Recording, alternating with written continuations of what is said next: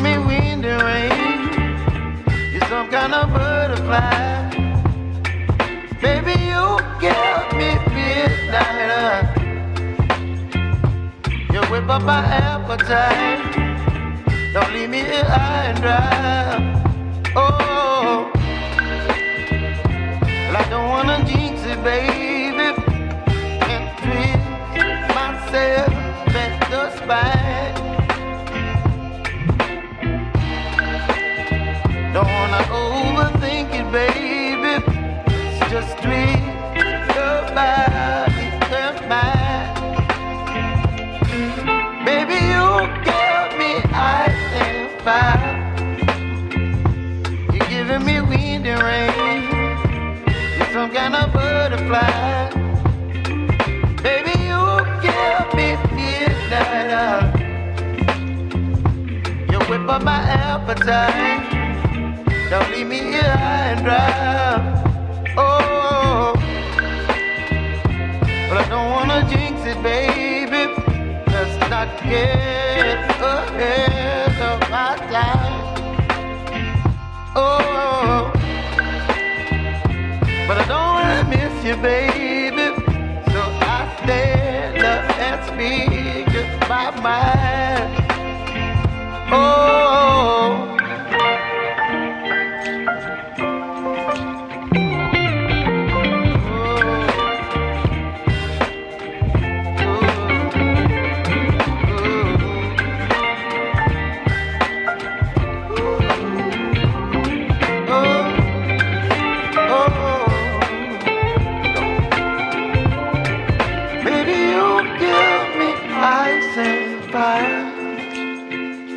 You're chilling wind and rain.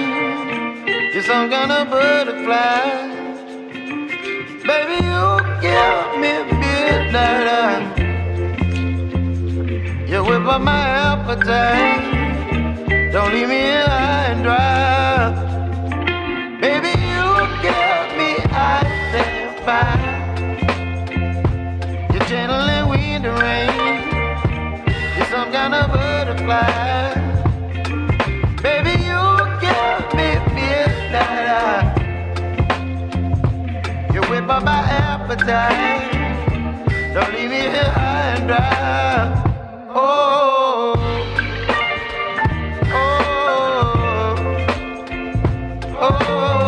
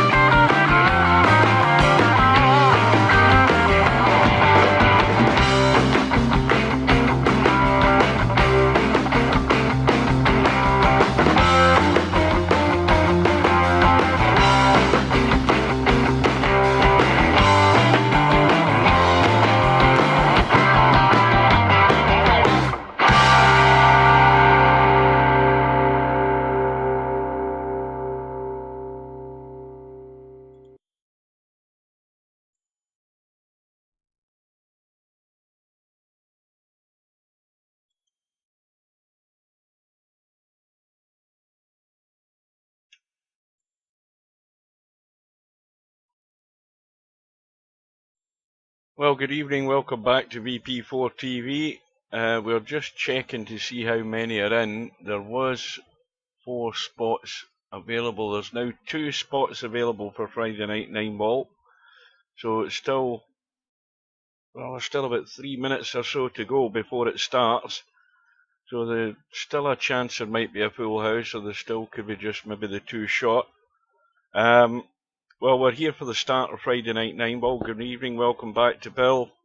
We're going to watch a match, maybe the start of another match, and that will take us up to the top of the hour in an hour's time, if you know what I mean, because we have a one-loss side match, the second match today, in the VP4 2023 Virtual World Straight Pool Championship, and it's between Bill, Mr.Bill, and REELPOLANDPOWER, Stub as we call him, and somebody's going to have to go tonight, but who is it going to be? Who's going to take their chances? And the big question I'm asking is, as I'm sure everybody else will ask, is how's Stubbs' connection going to stand up if he ends up going behind against Bill? That's the question I'm asking, because he was never in trouble against Larry, and lo and behold, his connection was excellent. Not a problem all night. So I'll be keeping an eye out for that. I don't know, well, usually, as I say, Steve goes golfing on a Friday, and he's usually getting home probably round about this time, or maybe just a little later. If he is home and he is available, I'm sure he'll want to join the commentary booth. He will let me know about that. I've got Discord open, and I'll be tabbing out to check if he's there, or if I see him coming into the room, then I'll know he's there. So that may or may not happen, but I'll certainly be here. Another quick look and a quick refresh.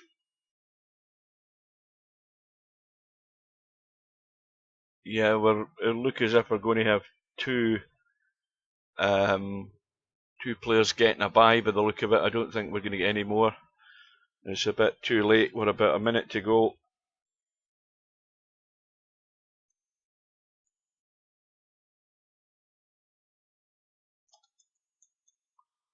If I can type. But that's probably even too late getting that typed.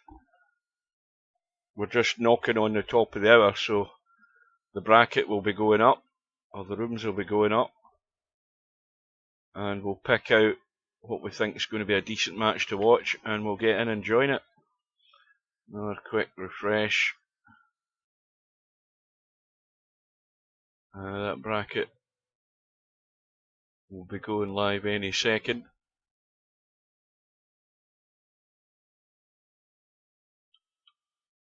Now you'll notice on YouTube and Twitch, good evening to Spectre, you'll notice that I changed my banner. I tried to do that in Kick, and Kick tells you that you're allowed a maximum of 4 megabyte file, and the file that I had was 4 megabyte, up to 4 megabyte, but because it's 4 megabyte it wouldn't allow me to upload it.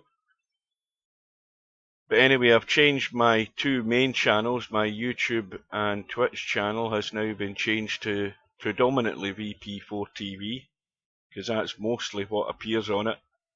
Good evening and welcome to Cobra.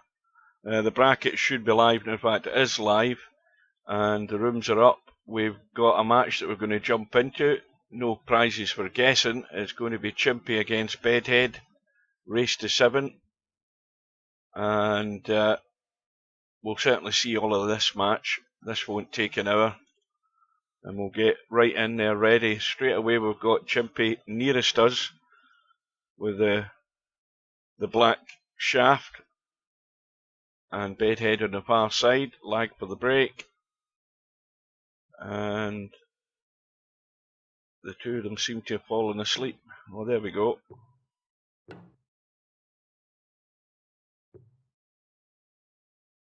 And it's going to be Bedhead that wins it. Chimpy too heavy.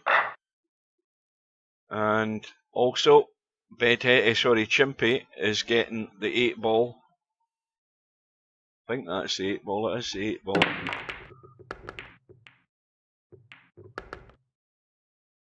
And the cue ball is also gone.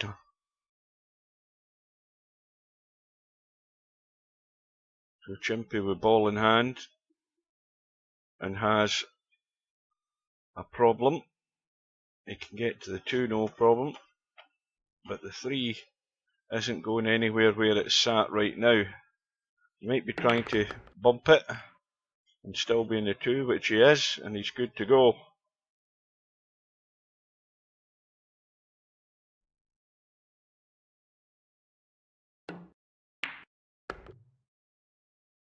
Well, I've already given Bill his pre-match tactical advice. As soon as he goes in the room, Stubb won't be coming in straight away. He'll always hang about for 5 minutes. So when Bill goes in, all Bill should be doing is just practicing the lag. Just keep practicing the lag until Stubb arrives, and then of course win the lag and stick Stubb in. Welcome to Simanx.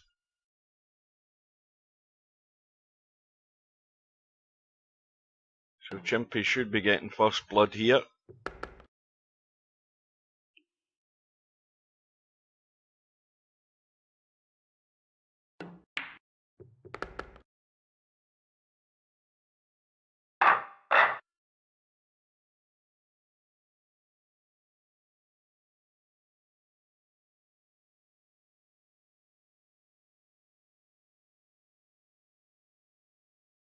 Well, Bedhead's come up with his excuses. He hasn't played 9 ball in months. So a couple of balls in the break here for Chimpy. And well, he could try the crossover bank. It might double bank this 1 ball if he's crazy enough to have a blast at it. It might end up getting in where the 8 ball is up top left. Is he trying to squeeze it, and it's not going to go past the 8 ball, so he could try the double crossover here if he was crazy. No clue whether he'll have a shot in the 2 though doing that. Well, here's Bedhead's opportunity with ball in hand. Let's see how rusty Bedhead is. Given he's already given his excuse he hasn't played for a while. It's like riding a bike. You never forget.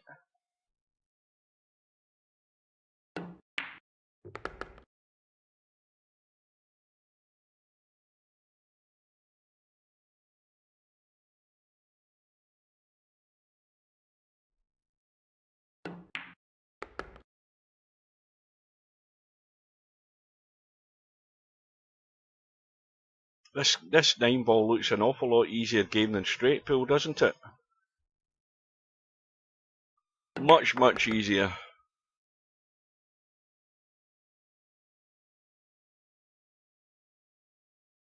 When was the last time I had Iron Brew? Oh, I'll tell you. When was the last time I had Iron Brew? Probably about a conservative estimate and guess, probably around about 30 years ago. I used to buy a bottle of Iron Brew when I was at work. But that's probably the last time I drank Iron Brew.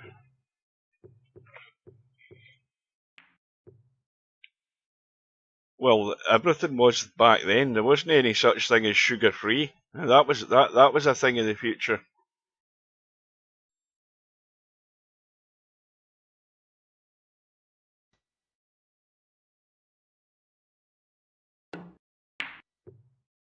But I'll tell you, you want to see the amount of Iron Brew that we sell in our store. I mean, I was shocked at the amount of Iron Brew that we sell. I mean, big 2-litre bottles, and you know, there could be a big pallet of it. We'll get, you know, 24 cans of Diet Iron Brew, 24 cans of the normal Iron Brew, 24 cans of the Iron Brew Extra, 2-litre bottles of every one of them, all in big stacks, and we sell tons of it every day, and I mean tons of it. And it's amazing how quickly it disappears. So there's loads and loads of people buy the crate load. So they do. Made in Scotland from girders. You can see the old Iron Brew adverts on YouTube.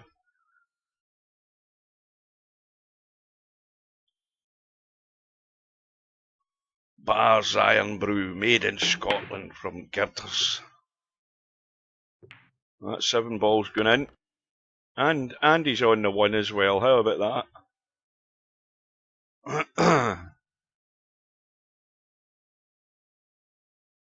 So any latecomers to the stream, as I'm sure there might be the odd 1 or 2 arriving, we're going to be watching all of this match and some of the next one, whatever one it's going to be, and that will hopefully take us round about 8 o'clock, or if you're East Coast, 3 PM Eastern Standard Time, noon if you're Pacific, West Coast, and we'll have the match between Mr.Bill and Stub on that 1 loss side, race to 150.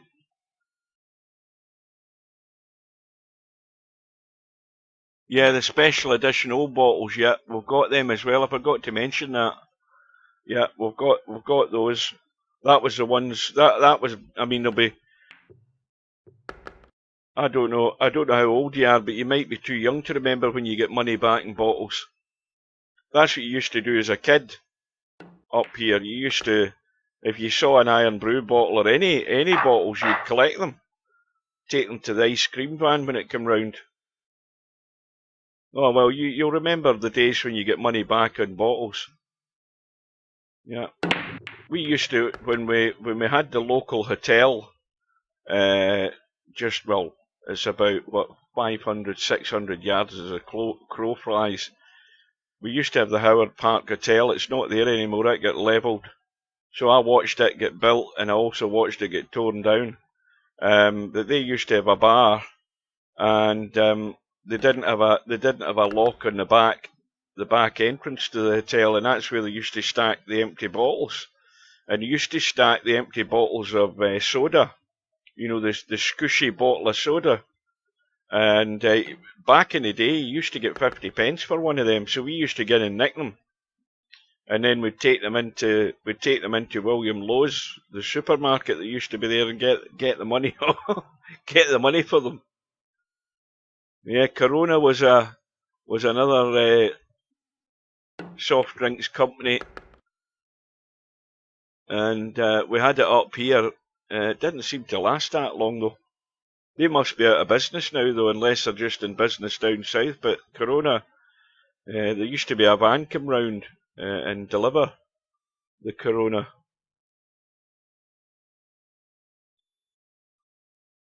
Did you ever try dandelion and burdock? Well, I used to get that in the past as well. No, what's he done with that 8 ball? Has he stuck it in the point? No, it's fine. You can still get it.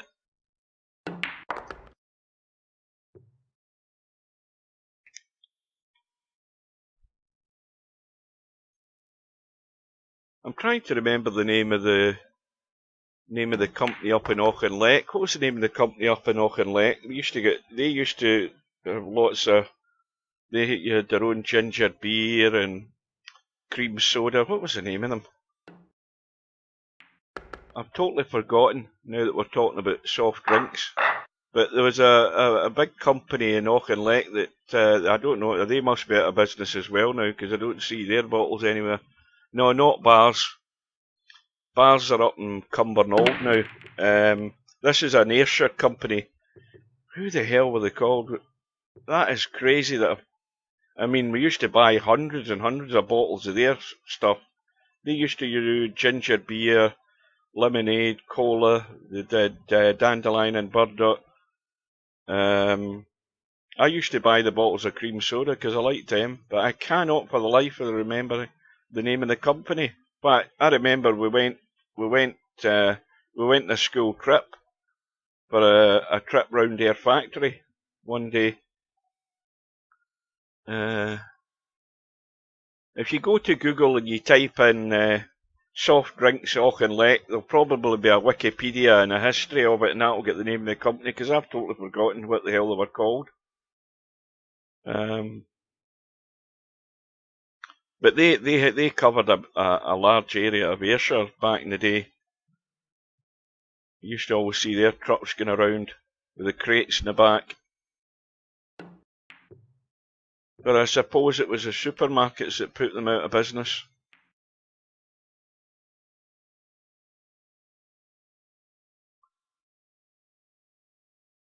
So we've got Chimpy with a 3-1 lead at the moment. Bit of safety going on.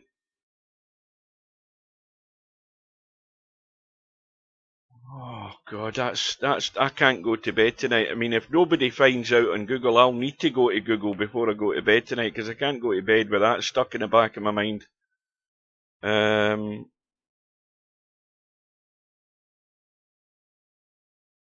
what were they called?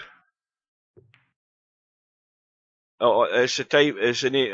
My memory's like that. The name will come into my head at the weirdest of times. It could come into my head at 3 o'clock in the morning. You know who it was? It was Curry's. That's what it was. Because I used to work in Curry's, but it was Curry's. That's what it was. That's the name of the company. If you Google Curry's Auchinleck, I'm sure it'll give you something on it. And I don't know whether they're still there. I'm assuming they're out of business. They probably shut down 20 years ago. But that was the name of them, Curry's. Curry's Lemonade. And you always got money back in their bottles. Because all the bottles were glass back then. That was before they all went to plastic. And now they all regret going to plastic.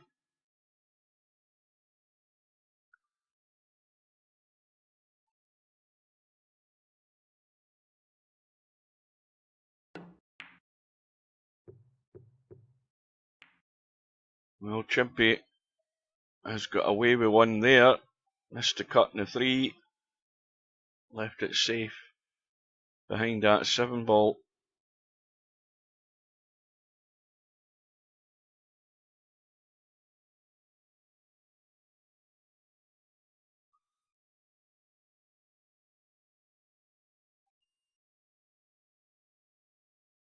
They used to do Curry's Red Cola as well. It was good. I remember that. You can get Bar's Red Cola. They do Bar's Red Cola. We sell that in the store. And Special Cola.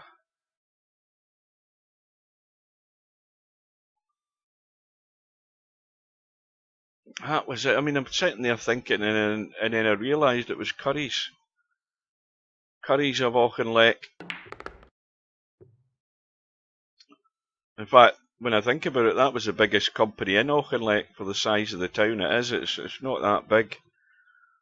The main road to Dumfries goes through Auchinleck, as it does many of the towns over that direction. But most of those towns now are bypassed by, you know, they've all got bypasses where the big trucks don't get through the towns now, I don't think. Certainly Cumnock, in New Cumnock, I think there's a bypass now. Been a while since I've been down that road.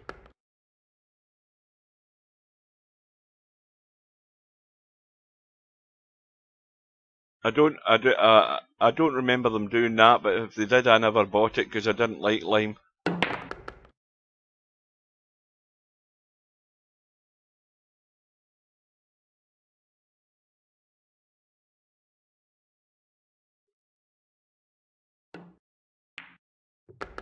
Well, Chimpy now with a 4-1 lead.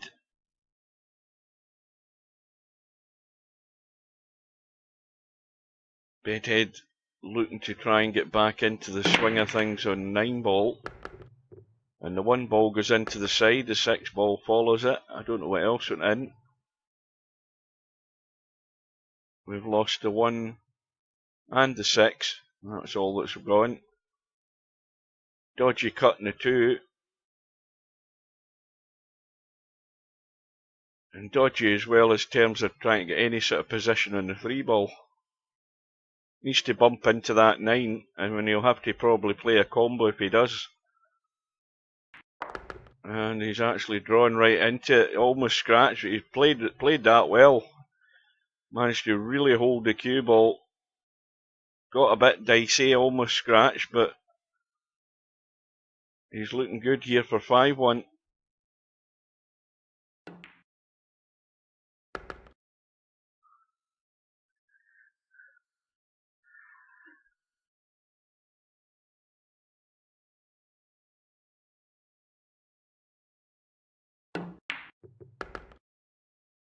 This may well be the first result that comes in tonight. If Chippy keeps this up.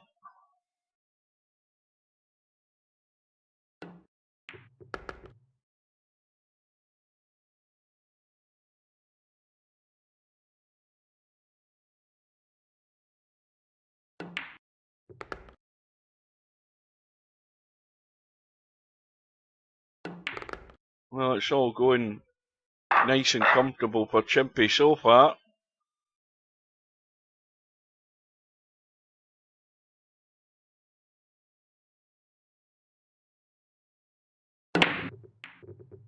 One ball looked into the side pocket but didn't go in this time, and it's dry. Bedhead. Oh, tell a lie, he got a ball. I never saw a ball going in there. What's going? The 5 ball's gone. Never heard anything dropping. No. He's going to have to finish fairly straight in this 3 ball. Unless he wants to roll through for the 4 from the left side or come back off the 3 for the 4 behind the 6. Let's have a look. He may well do that. He may well go forward with a little tad of inside. No, in fact, he hasn't.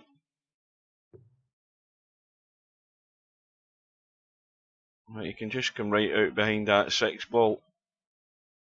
Bedhead might not be getting another shot. No, he didn't want to do that. He didn't want to do that. He could have done everything to avoid that 6 ball. He shouldn't have been running into it.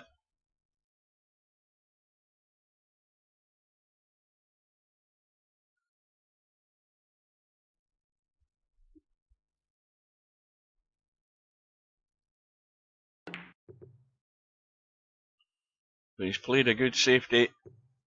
At least I think he has. Well, Bedhead,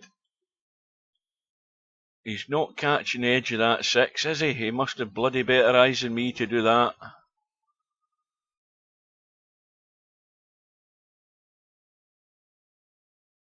He's trying to get the edge of the 6, and he's got it. And that was well done, because he's also, well, he's not quite. In fact, that 6 ball's off the rail. Chimpy's going to go for a cut in this or a bank.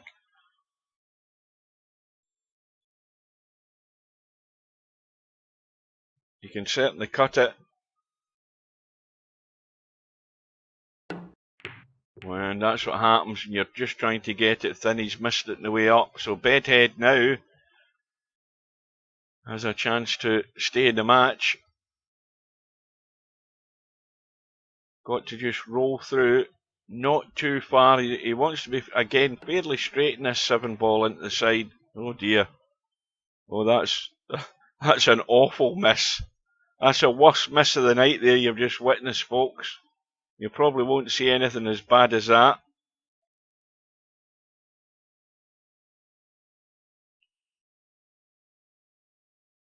All he had to do was drop the 6 ball in, and in fact he still fell short of the 7. He still was on the wrong side of the 7, so everything about that shot was terrible.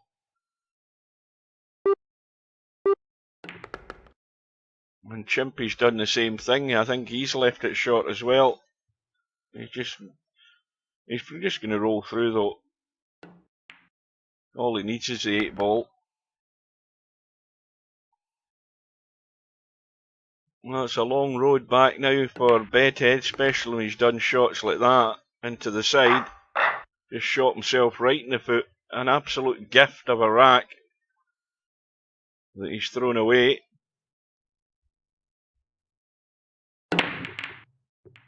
Again, the 1 ball had a look into the side but didn't get there, and I think it's dry this time. Oh, wait a minute, I spoke too soon. 6 ball gets kicked in. And he's perfecting the 1 into the side, and everything else is on, and it's game, set, and match to Chimpy. Thank you very much.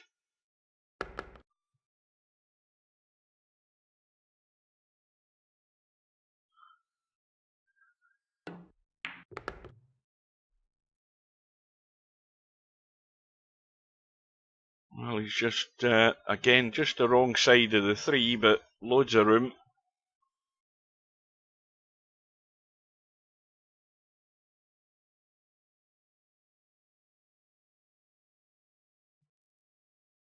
You know who's arrived.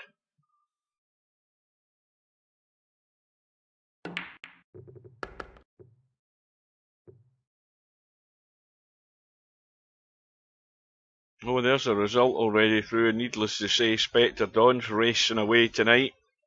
7-1 win against DJ Redo. And this is going to be the same for Chimpy by the look of it.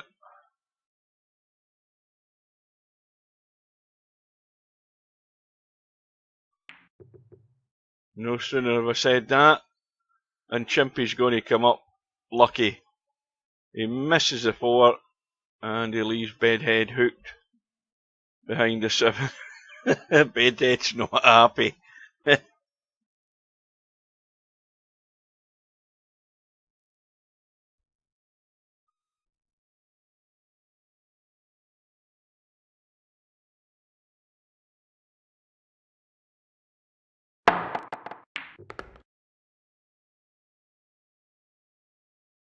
Well, again, you know, he's got a table here. He would never ever mess this up.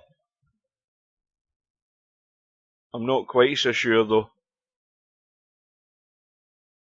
Well, Stubbs maybe taking something, but it certainly isn't bloody vitamins, I'll tell you that. There's some other sort of chemical. And semi-pro through 7 racks to 4 against Keezer.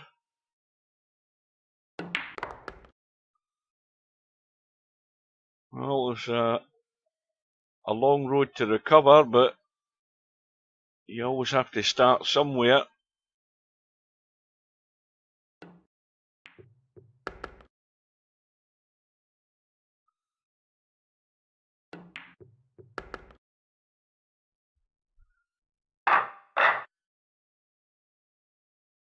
Bedhead needs his brake to be working good. He's got a ball. And he's got a dodgy cut. Tell a lie, that's a 1 ball down there. I thought it was a 9. No, he's going to have to... Can he get through to that one? That's tight. I think he can see enough of it. No, he's going to have to jump it, I think. Yeah, it looks like it.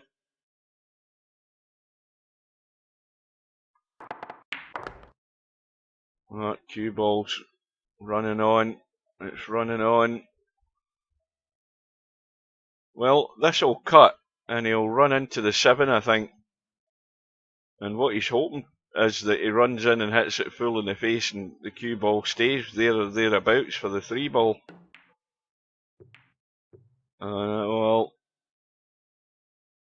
tried the more touchy shot, and he might have got away with it. And Bankster, after his defeat this afternoon, has recovered to a 7-1 win against Jose in the first round. And meanwhile, Bedhead has another opportunity to get another rack in the board here. Chimpy trying to kick that 2-ball in.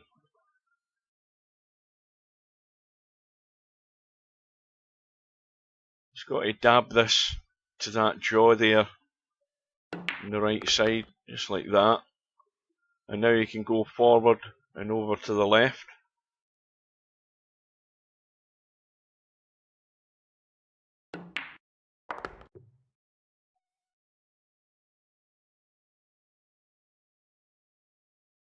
Well, now he's got to avoid hitting the 9-ball, or he might want to just gently roll this and leave, but he'll leave an awkward 7-ball doing that, and he's stunned away from it.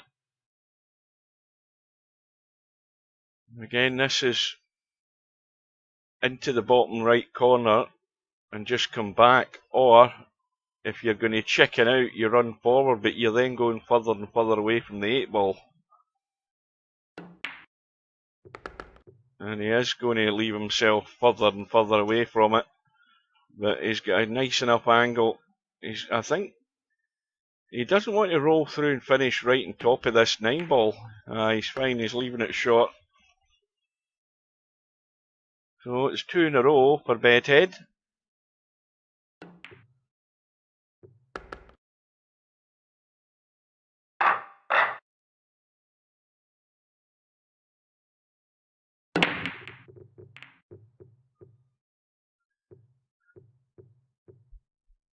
I don't think anything went. Nope. Dry. And a good shot in this 1-ball. With the 2-ball over the right side pocket, and Chimpy's got a good chance to run this out for the match. Now once again, the simple shot is just to drop through on this 2-ball and go through to the 3, where you can follow the 3 through and finish behind the 4 and play it up table. Because that going up table goes past the side pocket, but the 4-ball's off the rail, and the other reason I'm saying that is because the 5-ball is in that direction. He might be stunning out to try and get onto the 3 from the left side. Yeah, well, he's gone behind it. Let's have a look. Oh, he's now hampered by the 9. And now it's not quite so simple. It's all of a sudden become a problem. He can't get into the cue ball, so now all he can do is jack up and trying to hold it. And that was well done.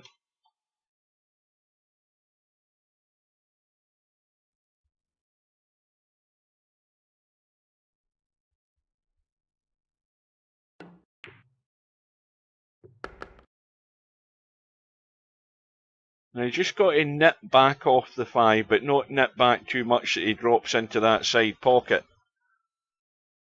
Just a little nip like that, just to control the cue ball.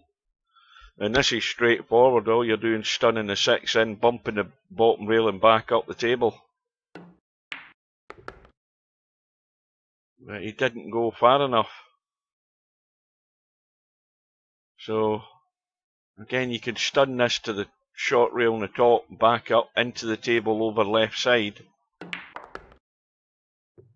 So this for the match. A comfortable win in the end for Chimpy. And Bedhead's going to have a hard time of it because he's moved over to that 1 loss side. So we've had those few results through. Let's have a look at the bracket. And we'll get this refresh thing sorted. And we'll see Stefan is now playing semi-pro. Stefan 1-0 up, getting 7 and out, I think. Oh no, wait a minute. What's that say? 7 and 8 balls. What else have we got? We've got Larry against John Boo. That's tight. Let's get in there, see if we can jinx Larry. No, we can't because he's got that for the match. So Larry's through. And Larry will now play Bankster in round 2. And Chimpy is about to start his match with Spectre Dawn.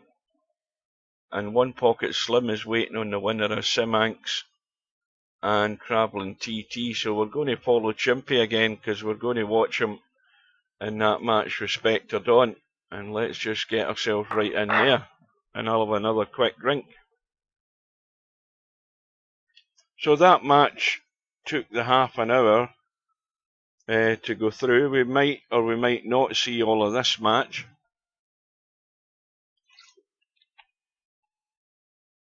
In fact, nobody's in the room yet. But we'll be heading over in good time to join that match with Stub and Bill. And Steve may or may not join us.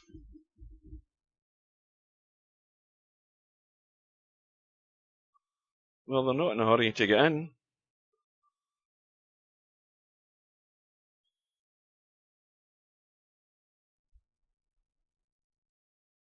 I'm just going to tab out for a second. I'm just going to Google. Well, I was going to Google. I'll do it again.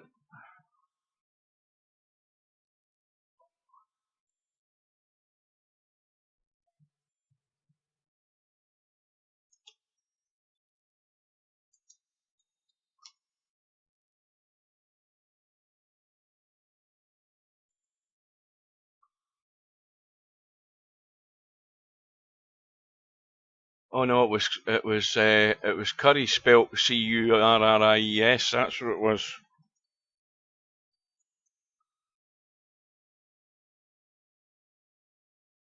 Ayrshire history, Curry's Auchinleck. Curry's Lemonade Factory sat where the present-day Tesco is near Tam's Garage in Auchinleck. Now that tells you that Curry's is long gone in Auchinleck. I have found a load of old Curry's Lemonade labels in an old scrapbook, blah blah blah blah blah. Yeah, there's the old Curry's labels. But I'll get the link. Oh no, we'll wait till they lag off, and then I'll post the link in the lobby. We've got Spectre Dawn nearest us. Chimpy on the far side, and it's going to be tight. But Chimpy won it. Now, just give me a minute and get that. That's the old labels there. Curry's Special Lemonade, Special Cola, Sparkling Vimto, Orange Crush, Lime Crush, Special Limeade, Curry's Cream Soda, Appleade, I don't remember them doing that, Dandelion and Burdock, Bitter Lemon, Iron Brew, Grapefruit Cup, I remember that. That used to be good, Grapefruit Cup. I'll post it in the lobby chat. Yeah. I don't know when they went out of business, but clearly they have done now that there's a Tesco there. Post that in the lobby. If anybody wants to look at it, that brings back memories. So it does.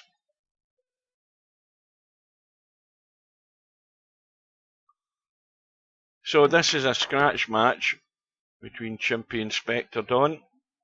No handicap. And it may well end up being an 8-9 combo, looking at that setup.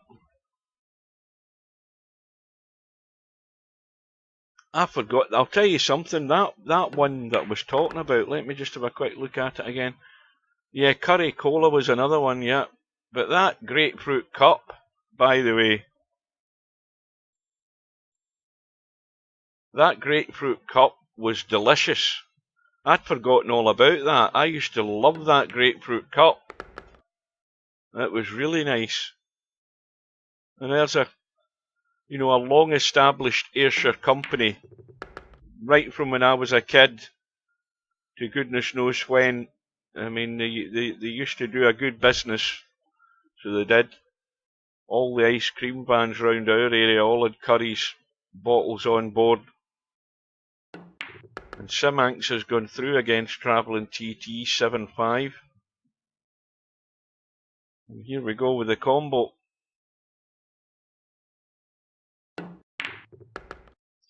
And it goes. First blood goes to Chimpy again.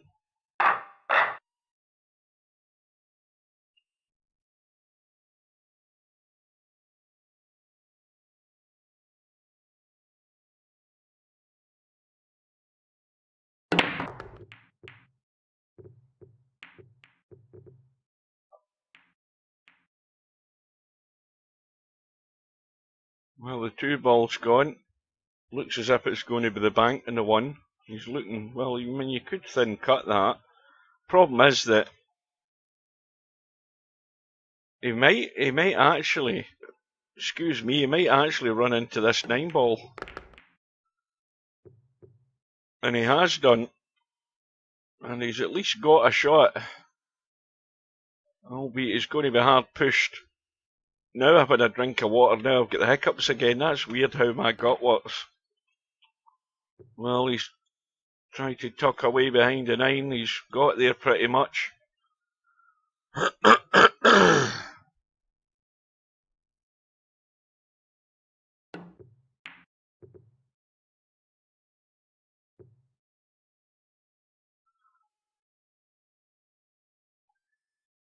How does that look? Well, that's not cutting that in.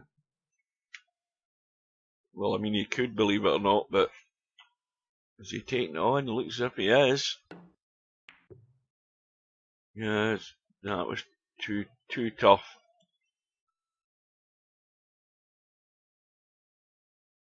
Now, I wonder if Spectre Don's going to take a risk. Yes, he is. Got the 5 ball free. Got a lucky roll of the ball, almost scratched. But he's stuck to the rail, so he's limited in what he can do here. And I think, yeah, he can certainly go forward. He's got to force this through.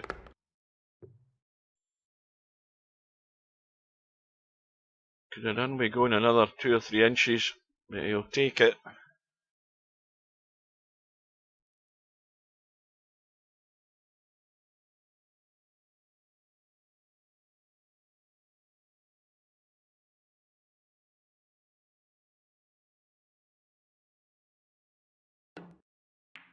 I thought Larry was going to win that match. Did I read the scores wrong? I just noticed that John Boo sent Larry to the 1-loss side. I thought Larry was at the table. Maybe I was out of sync. Or maybe my head was out of sync, one of the two.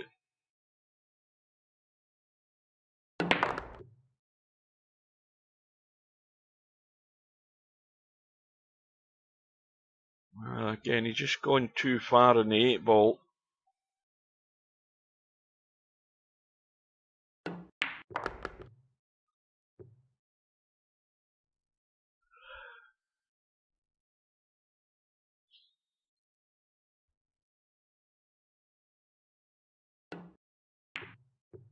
But we're all square again. 1 apiece. Spectre Dawn now looking to get his break working.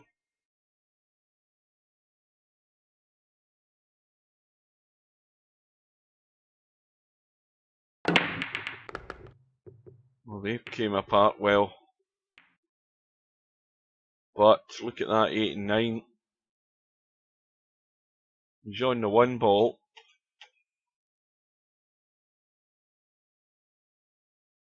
Now, again, he could try something crazy here, but the 2 ball might actually be in the way.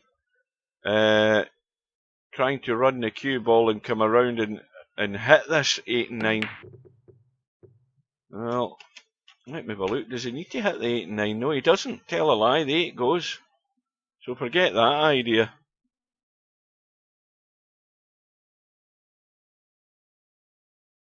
Well, he'd a straight in 9 ball as far as I can remember. And I'm sure I must have read the score wrong or something. Oh, I don't know that he wanted to do that. I don't know that he wanted to bump the 8 and 9 there. He's actually ruined his shot.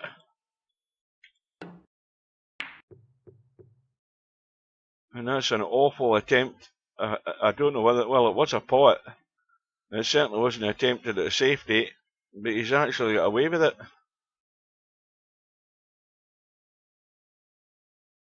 Was it not? It wasn't that difficult by the look of it when I seen it. Well, Spectre Don gets the combo, but he's actually he's got two problems. Obviously, he can try and get a bump up onto that 5 and 4. He's missed that, but that bump that he had on the 8 and 9, that's ruined that, because the 8 did go clean. So Chimpy might not be dead and buried in this rack yet.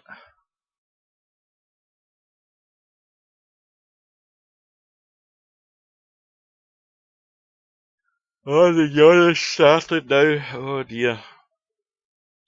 And we might not see the end of this match because it's now not quite 7:45.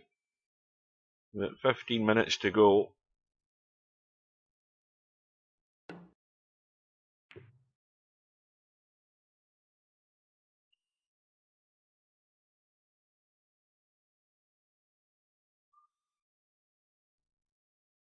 I'll tell you what I did have last night.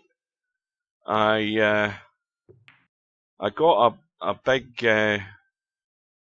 burger meal out the local Indian place. And what did I have the other week there? It was, I also got onion rings with it, but they do a very nice big double-decker burger. You know, they do it on their char grill thing. I had one of them, but I got it as a meal, so when you get a meal, you get a choice of a can of your choice. Well, I just chose Pepsi, just a normal Pepsi with all the sugar in it. And I had it stuck in the fridge for a fortnight, and I rummaged through the fridge last night, and if I'd got, I had it. So I drank that last night. That's the first can of juice I've had for a long time.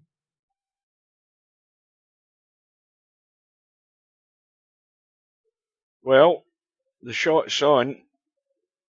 He can pot the 7 and get the bump, but how's it going to come out? And he's forced the cue ball over. In actual fact, no, it's going to be a scratch. What he's done is he's bumped him, and the 8 does go now, so this should be simple enough for Chimpy. I thought he'd bumped that 9 there and put it more or less back to where it was, blocking the 8 ball, but it clean goes now.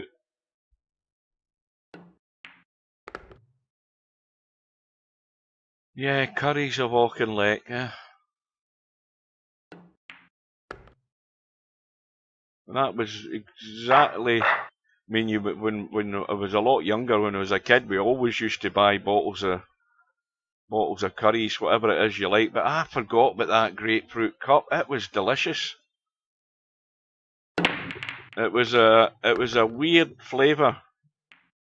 It wasn't, one thing I can remember is it wasn't bitter, you know, it wasn't sharp like eating a grapefruit.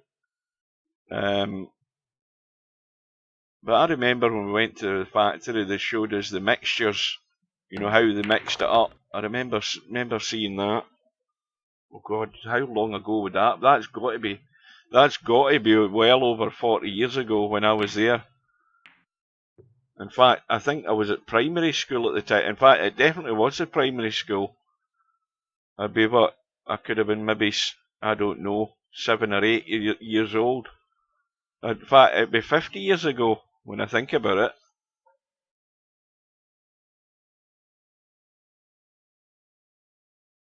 Yeah, we had the ice cream vans.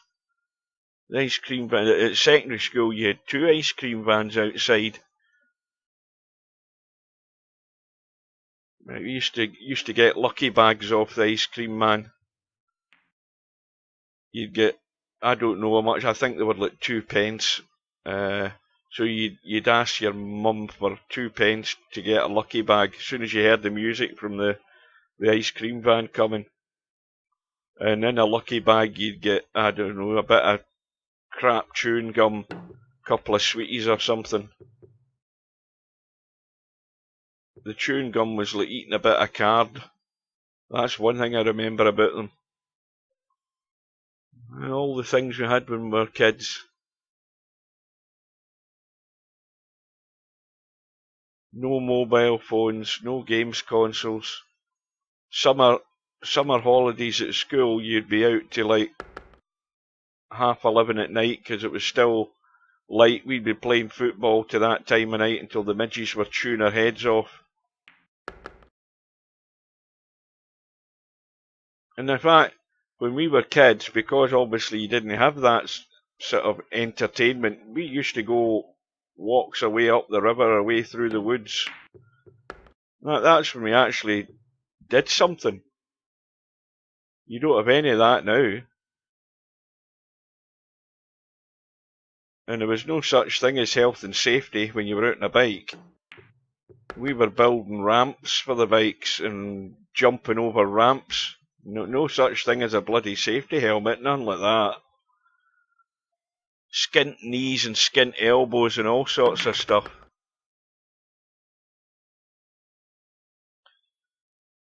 Yeah. It's totally changed now. Totally changed. Kids can't go anywhere now. In fact, back in that time, we never knew anything about paedophiles and perverts. We were out in the woods, so we were. I could tell you one story about what happened to us when I was out in the woods, but even though this is a PG channel, I ain't going to tell you. But I could tell you one story that happened, which is true.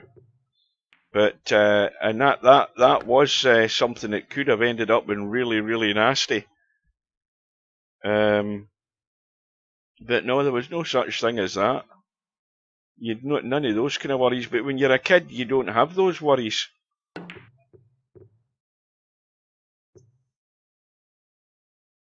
Oh, we used to, in the summer weather, when we had summer weather, we used to, get into our swimming trunks, take a towel and walk up the river, and we'd go. There was a bit in the river which was a sort of deep pool, and you'd go up onto the side of the hill and dive into it. You didn't know what the hell was at the bottom of it. Oh, we did all of that stuff. And surprisingly, none of us died. But there were broken arms and various things when we used to. Some guys had put a swing, a big thick rope up in a tree up the woods, and for night after night we used to go down there in the summer, and they had a slat of wood at the bottom of the rope where you could sit on it and then you'd swing away out. But of course, a couple of guys broke their arms falling off the swing.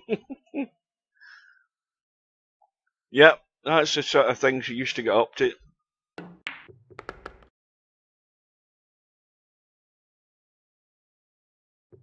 And as I said earlier, there was a bit of theft went on, but it was only for profit.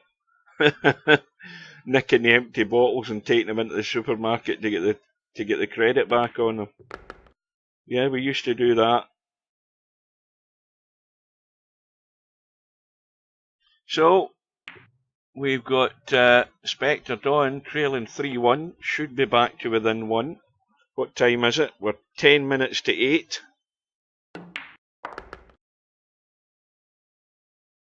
Oh, many's the time we get booked by the police. Oh, did you get booked? That's what you used to say. Oh, well, we were playing football last night and the police come round and we get booked.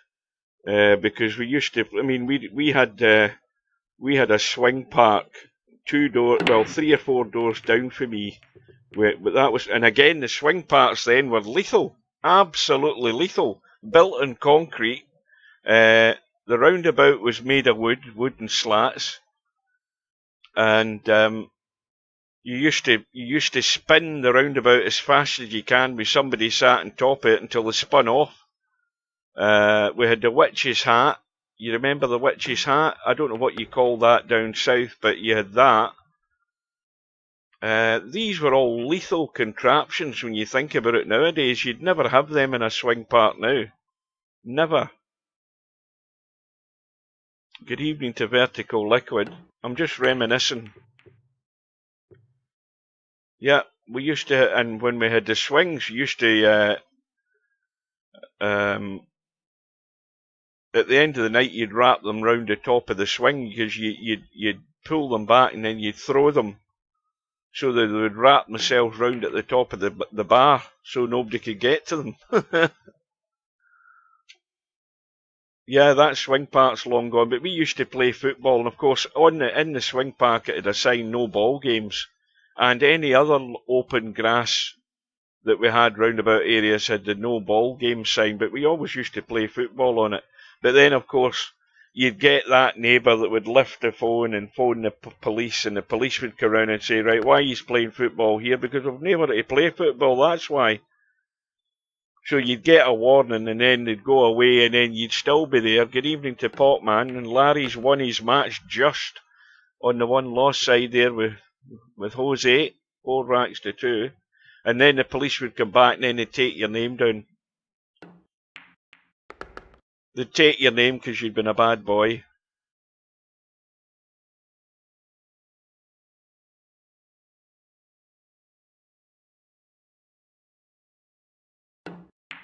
But I've said this before. When the first arcade opened in the town, or the one that we went to on a Friday night, it was ram-packed and jam-full on a Friday night.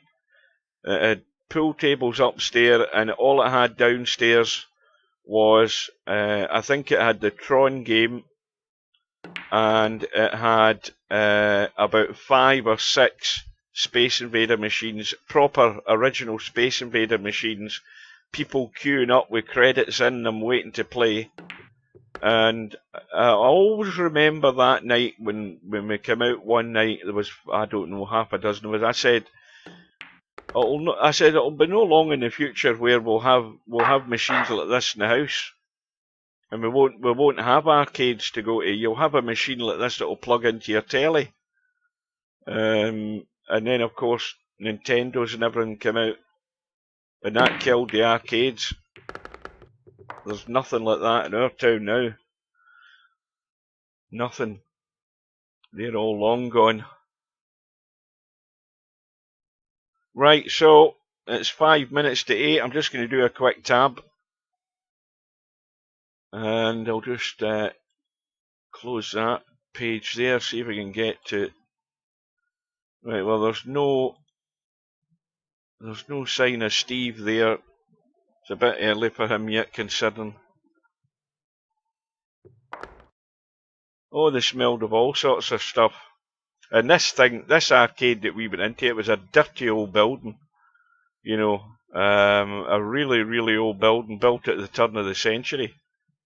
A Victorian building. And, I mean, it wasn't all sort of dusty smell, you know, it need aired and need cleaned. But it was good enough for us. We didn't care. All we cared, watch the cue ball. All we cared about it is it had pool tables and it had the Space Invaders in it.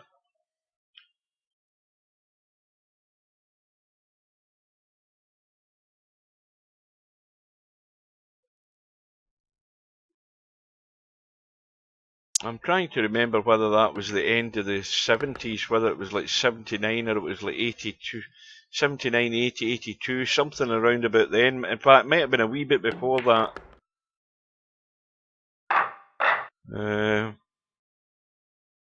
Probably around about that time. I've lost track of time. The one thing I've always remembered is when I left school. I've always remembered when I've left school. It's just emblazed in my memory. May 1980 I left the school. And I left May, June, July, August. I left 3 months before my 16th birthday. And I couldn't wait to get out the door quick enough. And never ever went back to it for anything. There was never school reunions as far as I was concerned. I was glad to be short of it.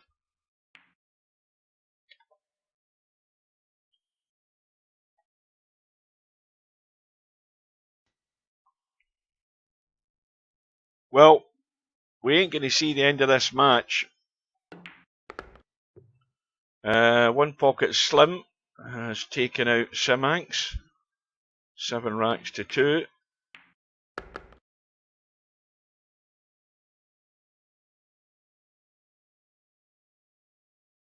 But we will see this rack squaring a match at 4 racks apiece. I'm just going to do a quick tab. Or we're just about to see it.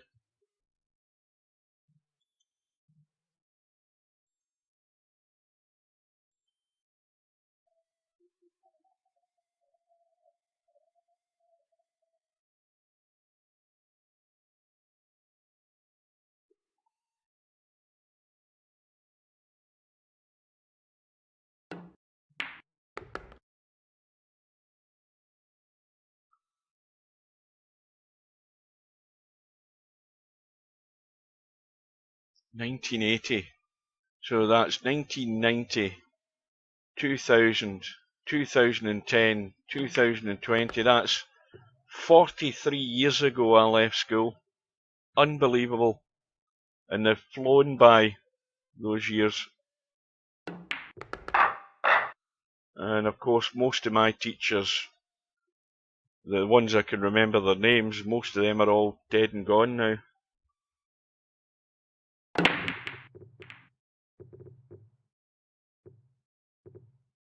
So we are all square, but I'm afraid it's time to leave.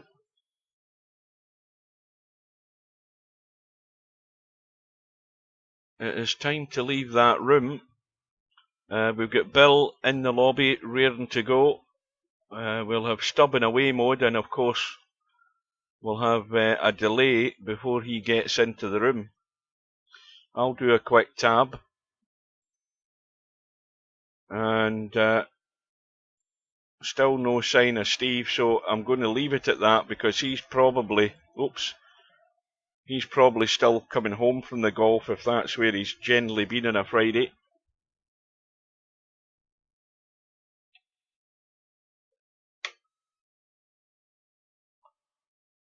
And we'll just wait on this room going up and we'll get in.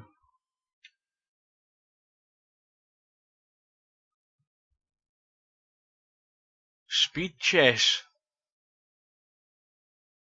Well, we'll see. It depends how the match is going, Slim. Remember what I said the other night there when he was playing. Everything was going fine for Stub against Larry, so there was no question that his connection was going to stay good. Right, it's just gone the top of the hour, so that room will appear any second now.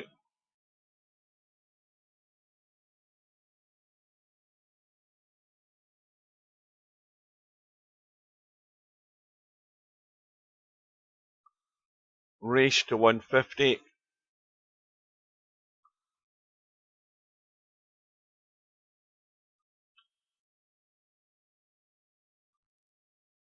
And there we go. We'll get ourselves straight in.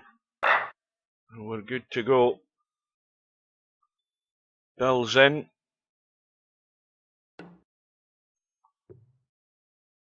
And he's taking my tactical advice.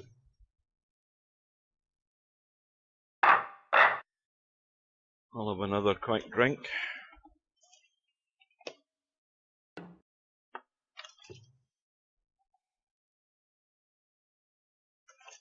See, 2 or 3 practices in the lag are good.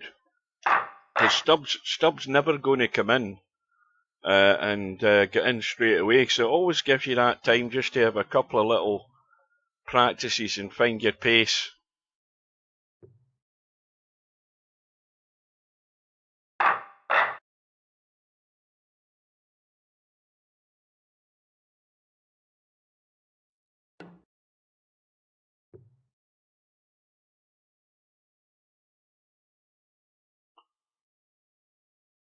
Now, the last time when Stubb broke, hang on a minute, it looked silly, and it was silly, because the odds in it ended up good were fairly slim.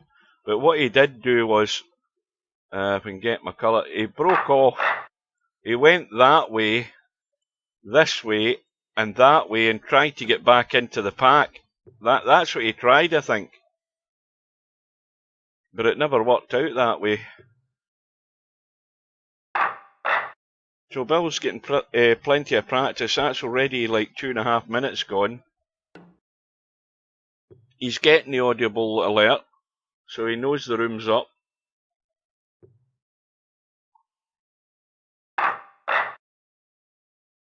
Bill just wants to keep getting that cue ball well inside that first diamond. That's a bit weak. He'll want to take that one again. Welcome to Slim.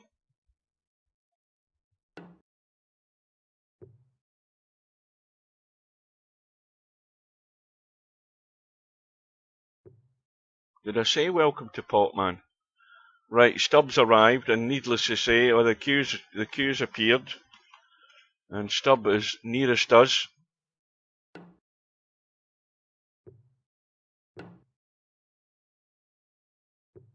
Oh, Stubbs going to win it. Is he? Yes, he is.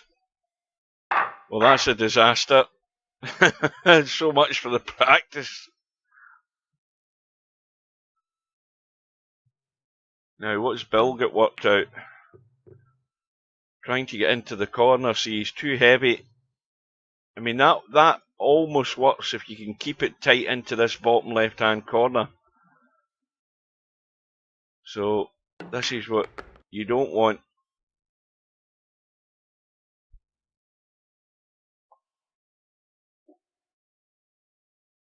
Now, I'm going to do one last quick tab. Yeah, he's definitely not there, so that's the last one until, if anything, he appears in the room. And then I'll know he's there. If he's going to show up, that is.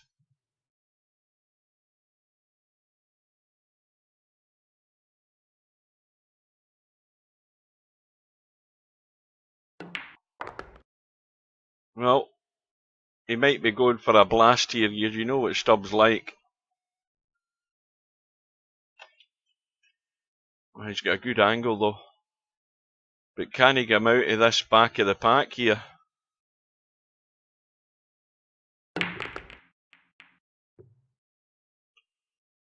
He's come out okay. But he's well, he's got a problem. The problem has been dealt with. Because he's now got a break ball sitting there anyway. And he's got all the problems cleared. It's just about picking his way through it now. This would be a good start for Stubb. Oh, I did say hello, Potman. Oh, I didn't say hello to Lard because he's just arrived. Good evening to Lard.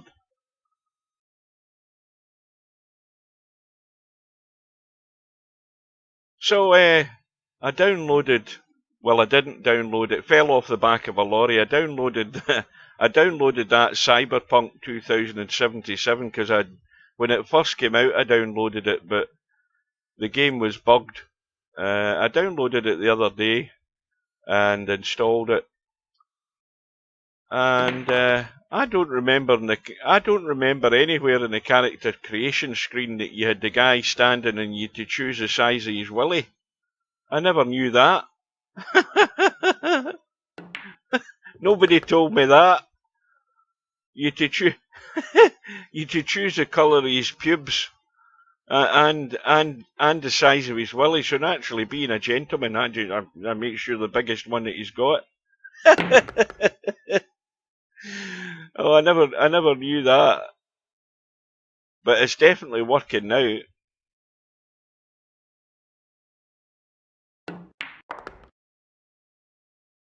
No, Stubbs not muted yet because there's nobody here to mute him.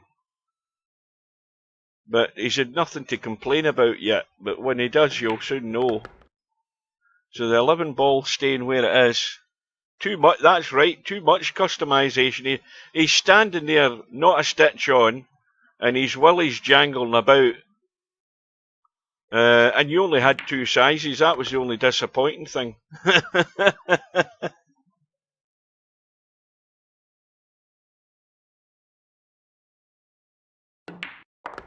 Well, he could be sitting any better on this 11 ball.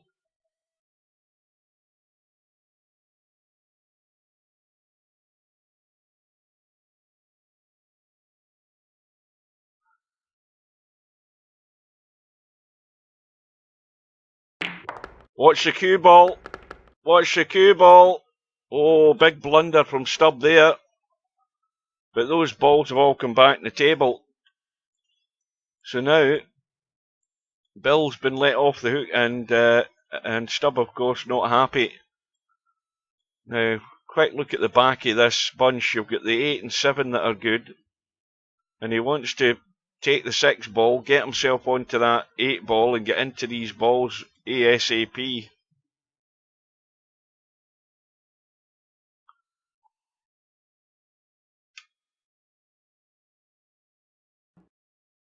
You've got that Cyberpunk game. Well, where have I got to?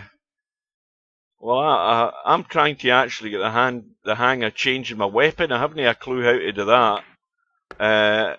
I've been fitted up with some sort of thing in my head, something in my hand. I got an operation for that, and then we went on a mission. I've got a new car. We went on a mission to collect something for some big heavy coloured dude. It seems like there's, it's quite a big game. But I've just started playing it. Plus, I've been going backward and forward to play that. What do you call it? Starfield. It is a definite grind, that Starfield game, because my player's not built up enough to handle some of these enemies. So what I had to do with one of the missions was jump into my spaceship and go and do another mission to try and build up my strength elsewhere before I go and do this other one. There's hundreds of side missions you can do, but it really is a grind. You've got to be really into it to stay with that. I can't believe that guy streamed for like 7 days in a row, and he was streaming like 12 hours a day. Unbelievable.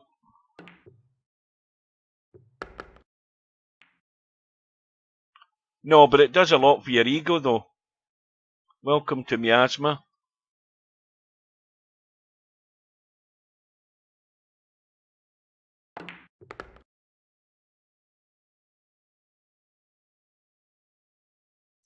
Well, Bill will consider himself very fortunate to be back at the table so soon.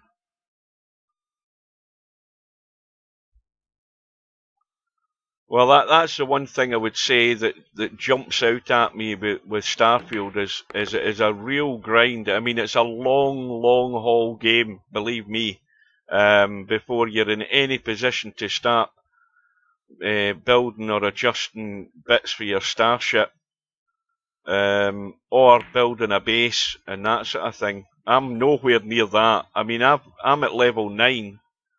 I'm at level 9, so I've had 9 different upgrades of all the different upgrades that you can choose, and that's done virtually nothing for my game. Although I've been upgrading my weapons more than anything else, just to have a bit more firepower to try and take these enemies down.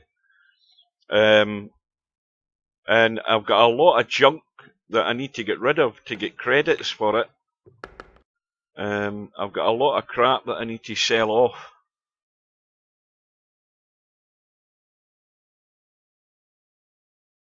What the hell, CP77? You've got me lost there with that one.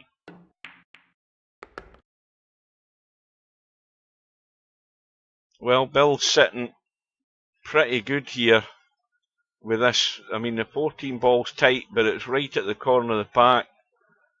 And the 5 ball would have been ideal to get on the 14. This needs a bit more control. Oh, aye, Cyberpunk.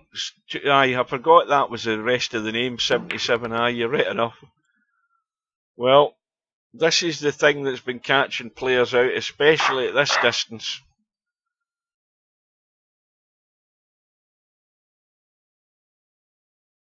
Yeah, I've actually got 2 or 3 side missions already available in that Cyberpunk game. I think I was actually to collect a robot, some sort of robot, and we went to the bad guy's place where had already been paid for, but they wanted me to pay more money, so we ended up having a shootout.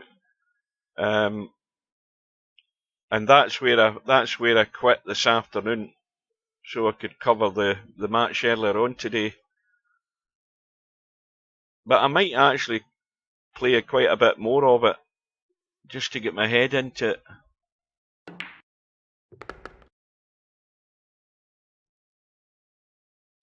Now, bear in mind we're keeping an eye on Stubbs' connection here, folks.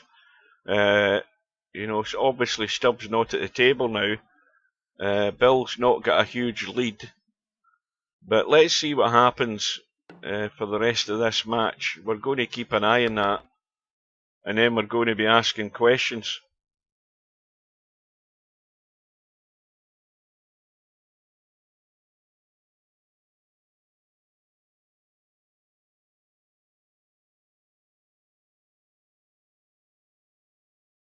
I never ever played that Deus Ex game.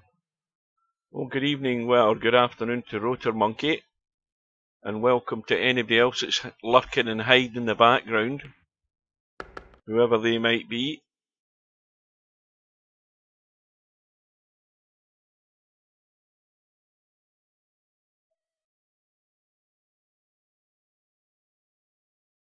Oh, I remember when that Cyberpunk came out.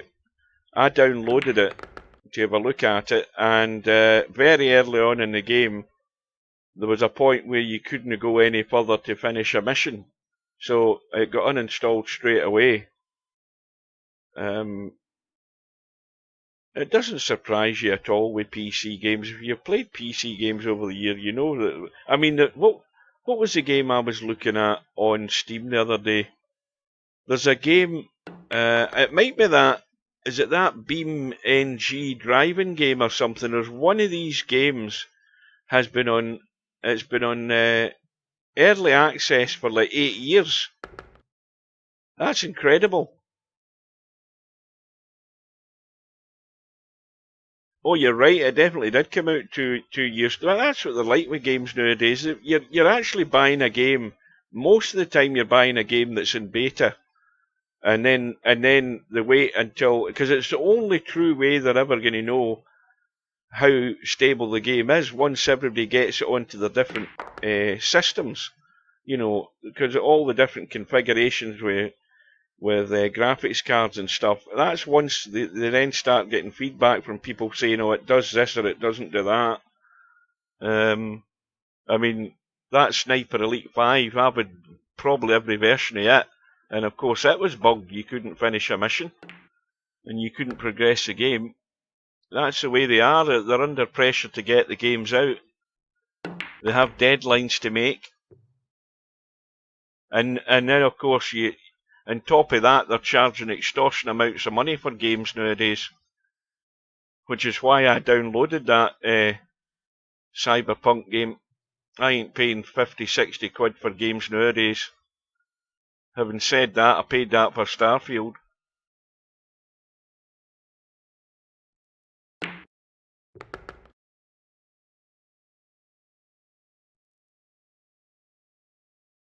Well, Bill's run goes to what, 20, what is it, 25? I can't see it, and I'm sitting right in front of the PC. But the eyes are shutting down because it's bedtime already for me. Now, 15 balls sitting good.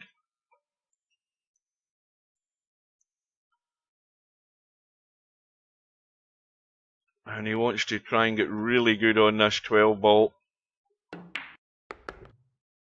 Just drop it into the side, that's pretty good.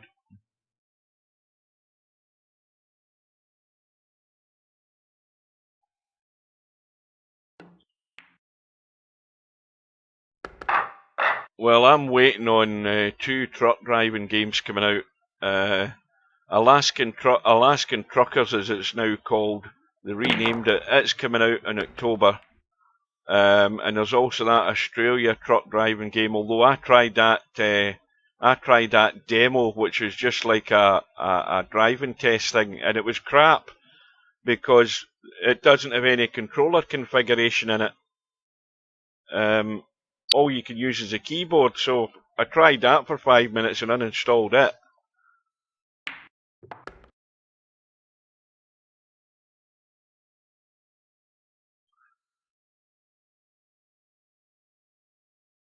Well, Bill is going to be playing the combo by the look of it. At least it hasn't called anything yet, though. That 12 ball. Now, what ball is he going to play on? It's got to be the 4. That 14's too tight. I mean, the 14 will get to it, but it is tight. He's got to be careful. Well, it's gone in as well.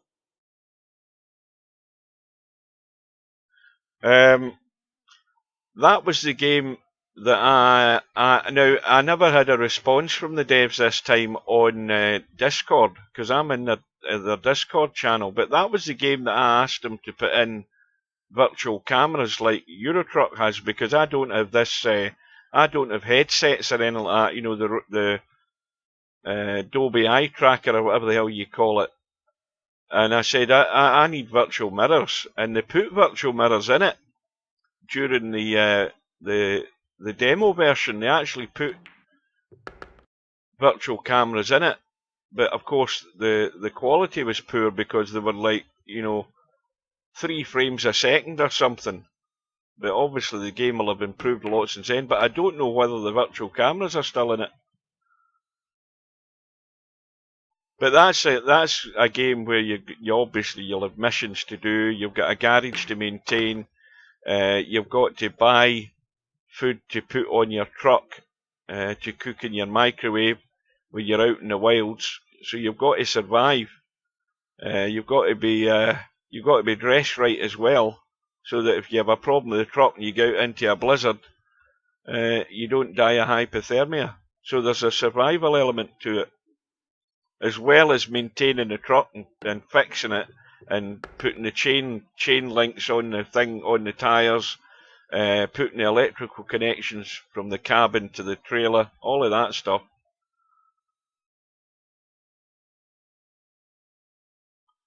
But the truck physics are nowhere near as good as, I can tell you that in the demo, they're nowhere near as good as what Eurotruck is.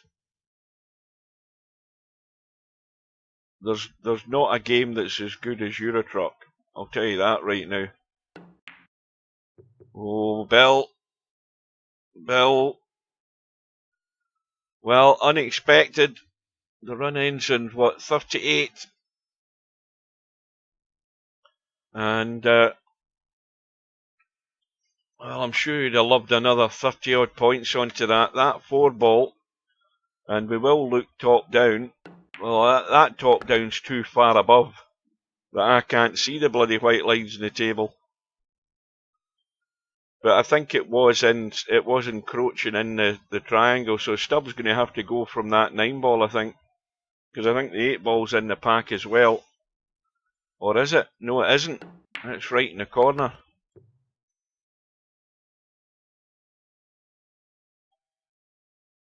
Well, he should be good to get on this 8 ball if he's just going to dink the 2 in and come off that 9 and up the table. No, he's played the combo. So that tells you where he's going.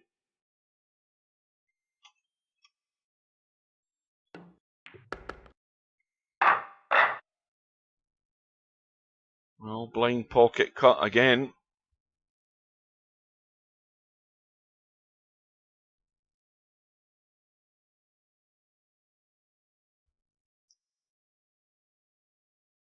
Stubb taking his time, making sure he's set. Oh, he's locked up. He's locked up. He is dead in the water.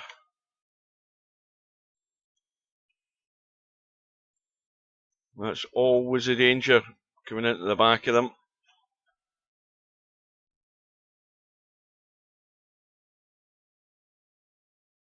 Oh, good evening to Hazard.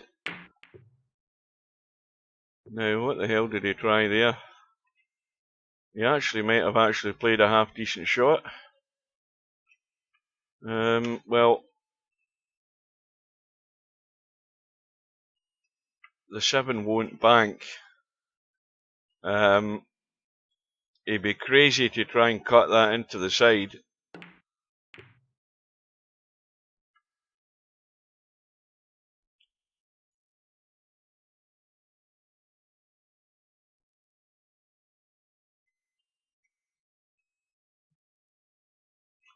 Well, the target to get behind these balls is becoming smaller and smaller. And that's why Stubbs doing an awful lot of thinking. Because this is tricky.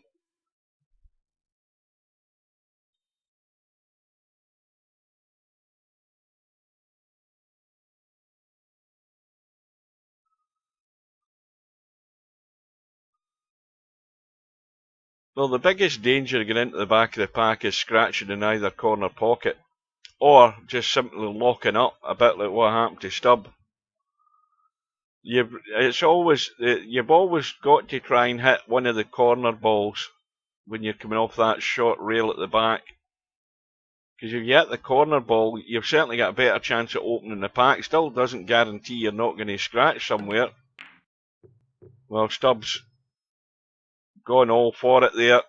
A really difficult 7-ball now. The main thing with that visit is that Stubb hasn't made any inroads into the deficit, and Bill's got a great chance here. And this is what you've got to do with a table like this. These are all got to be yours.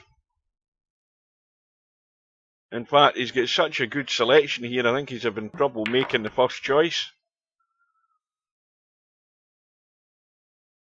Now, this obviously could change, but the 15 balls, I don't know that you'd say that's ideal. I mean, you've got to be really good on that 15 ball, I think, to make good use of it.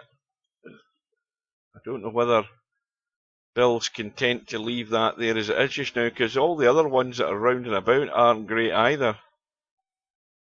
I mean, you'll use whatever you're eventually left with or whatever you commit to, but they're not great.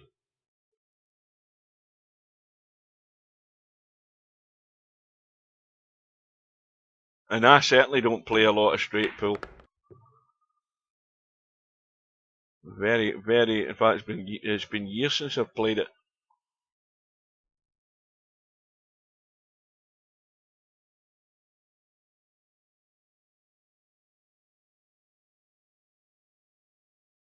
Well, these are the situations where you must capitalise. Your opponent's failed to make inroads on the deficit, and you've been let straight back in, and you've got a whole bunch of balls that have all got your name on it. This is like a bonus round for Bill. He wasn't expecting to have this, but this is where you have to focus even more, because you don't want to make an arse of it and hand it straight back.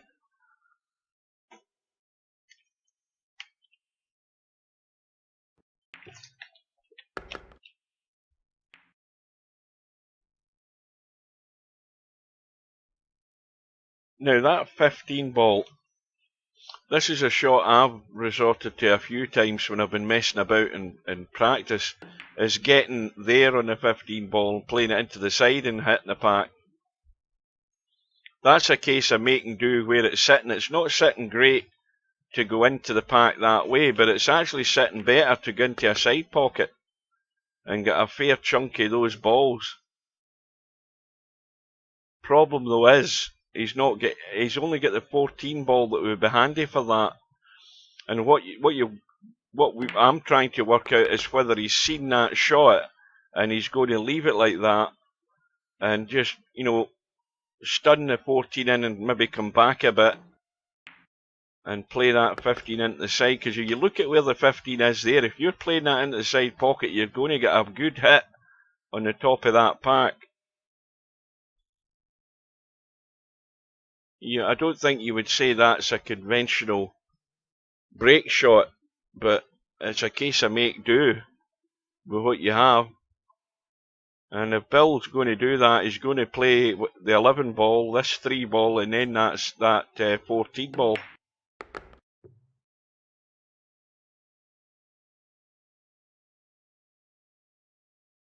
Now he could leave the 14 there as a break ball. It's hard to judge whether he's going to do that or whether he's going to go side pocket. Well, I think that's what he's intended to do. But the problem is, he's got to control this cue ball. And the angle he's got, the cue balls obviously want to come away from the rail. Oh, he's too straight. He doesn't want to try and pinch too much of this. He might have to jack up. But, well, he's calling safety.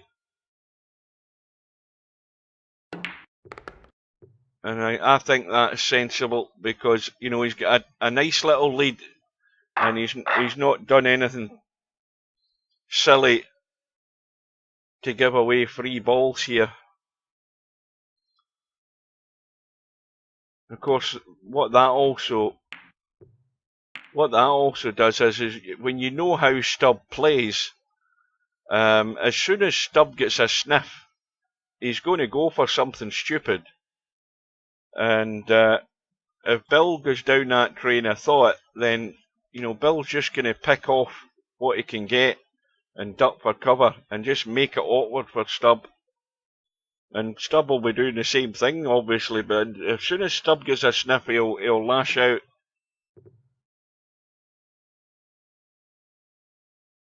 And we need to keep an eye on this pack when balls are getting nudged and moved. In fact, that might be the bait that Stubb is going to take on here straight away. And that's a mistake from Bill. But Stubb took the bait. You see what I mean? He's going to take the bait and go for them. And this is where Bill has to capitalise. Even if it's only 3 or 4 balls, he just has to do that and duck. And just leave Stubb nothing. That's the one way to kill the flow and stop the flow. But there's also a great opportunity here to get himself just off square on that 13 ball. Well, he's got an angle, but he needed to be there. He needed to be there to get a real good chunk of this. And now, same again. Let's have a look at what he has. He's got no other real option other than just holding on this 9 ball. In which case he has to come back. Unless he went high in the 9 and wanted to cut it that way and come off the rail. But I think if he comes back on the 9 and he can get to there, and he can give that 9 a good smack. But this is about controlling the cue ball. You need to play the firm stun draw. Now he's going forward. He's going to go for the second option. And this is the same problem Stubb might have, or Stubb had. He wants to catch the side of this or that one way. He doesn't want to come straight into them like that. Oh, he's okay though. He's come through them. And he's got the 6 ball. He's got a hampered 8 ball up into the corner. I don't think he can get the 3, so he's got a 6 ball. And, well,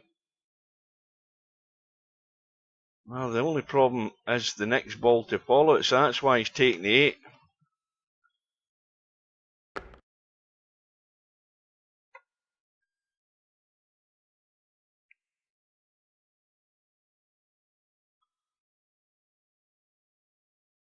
Now you can get a bit of movement here, I think. I don't think anything goes there. There's nothing goes, there's nothing set. And he doesn't want to blast this. He just wants to nudge something. Can't play this with a lot of pace. And that'll do. And this is putting pressure on Stubb. And the more pressure goes on Stubb, the more likely he is to just do what he does, and that's come out fighting. But the problem with that attitude is that you've got to be consistent, and you've got to nail them every time, and that's the advantage that Bill has building up this lead.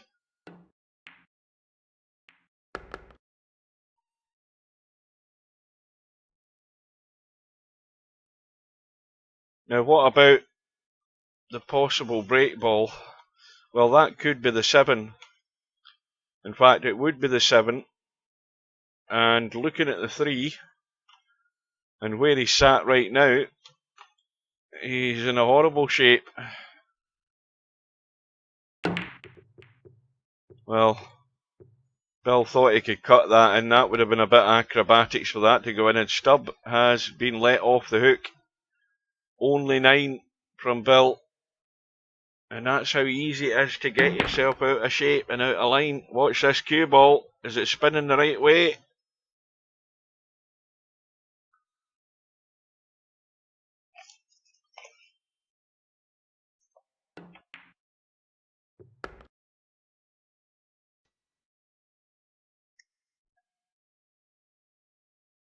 Well, the other thing we know about Stubb is he won't back down and he won't give up. He will keep going. And he will battle. But he's got to get rid of that deficit, and that's like 40 at the moment, 39 or whatever.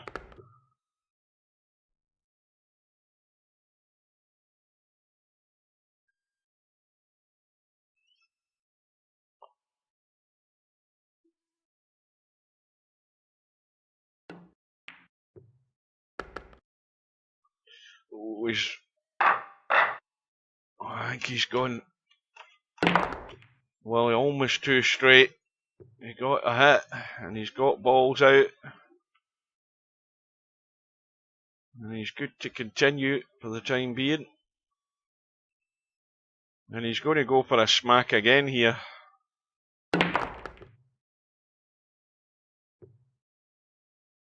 And again, he's lucky he's still got a couple of choices. No idea where that cue ball was going to end up.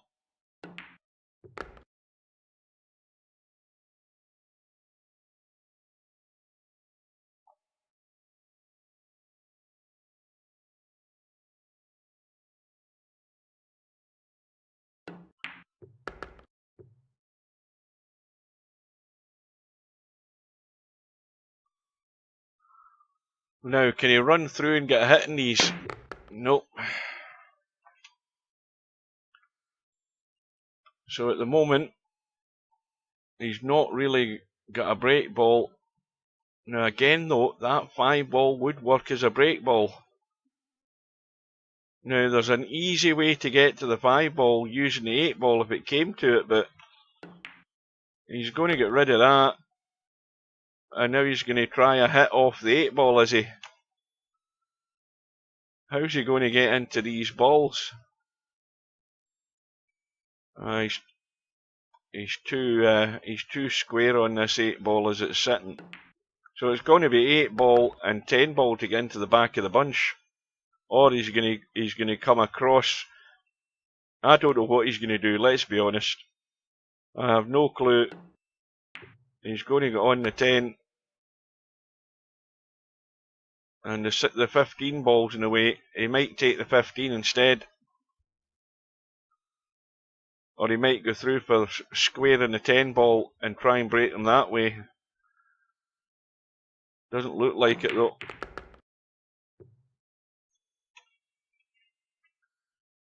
Well, again, there's nothing that's a gimme.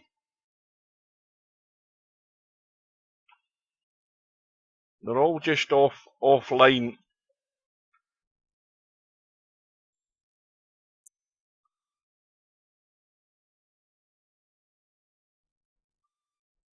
But he does have a break ball now, definitely.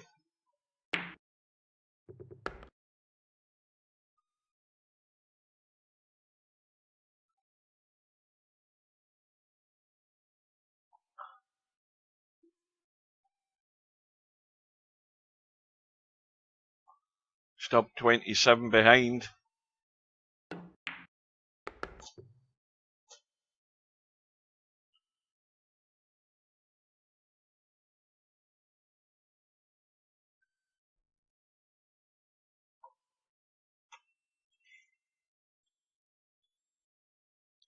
Well, again, the one ball would have been handier to get on the 11.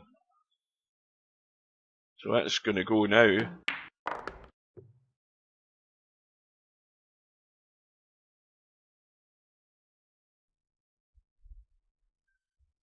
And these are the ones that are just a wee bit trickier and testy to control the cue ball to get that line. Now, ideally wants an angle on the 10 where he's just coming off the 10 and coming up, you know, to sort of there. And now he's going the back of the pack now. So first and foremost, he needs to make sure he's nowhere near the rail. And he's got a nice squarish angle on this 10. Well, that's too straight. That's poor. That's really poor. The semi-pro wiggle tells you he's not happy. That was not a very good shot that he's just played there. Now again, is he going to try something crazy, or is he just going to take the medicine, pot the 10 and duck for cover?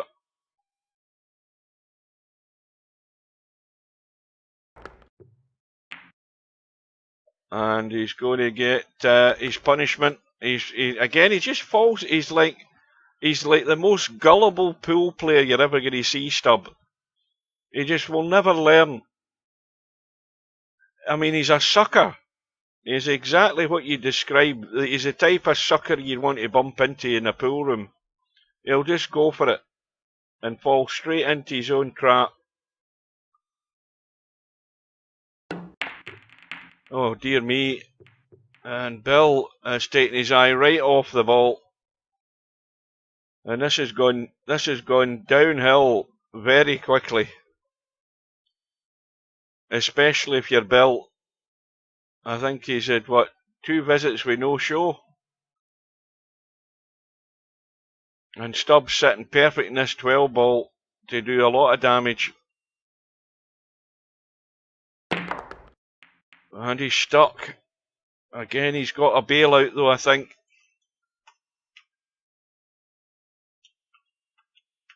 Well, he's not got a bailout up table, I'll tell you that. And this 1 ball should go in.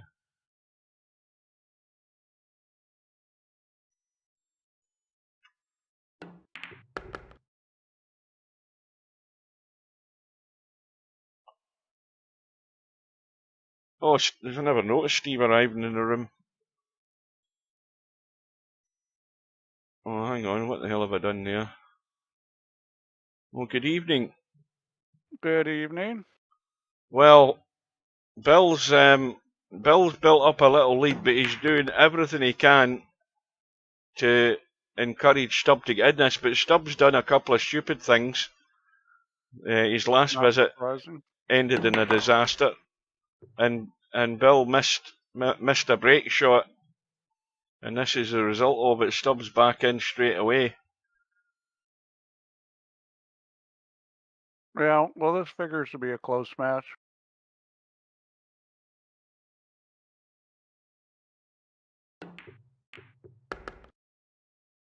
What happened with the earlier match? The earlier match, Bankster had chances, couldn't really put anything together. When the match was threatening to run away early on, I think he got a 52. I think it was actually the highest run of the match, believe it or not. I think he got a 52 to sort of get back in touch, but then it all went away from him again, and Chimpy won comfortably in the end. It was Chimpy was playing, wasn't it? I've totally forgotten who he was playing now. I think it was Chimpy. Yeah, it was, yeah. Yeah, Bankster just couldn't score enough to keep in touch. He had that one visit where he threatened to get back in it. Oh, who was he playing? It was Chimpy, was it? See, my memory. Chimpy. No, it wasn't Chimpy. It was. Who was he playing? Bankster at Bankster. No, wait a minute. I Oh, know. that was the losers bracket match. I know Bankster was one of them. Bankster was playing VP Monster. That's right. That's right. Why did I forget about that? But that's why I've definitely come to the conclusion, Steve, anybody left in this tournament can win it because of the frailties in everybody. You know, they can score 30s and 40s, they could get a longer run, but it's more likely it's going to be bits and pieces a lot of these matches. And Stubbs got lucky there, I think. Yeah, he could have got locked on the 5.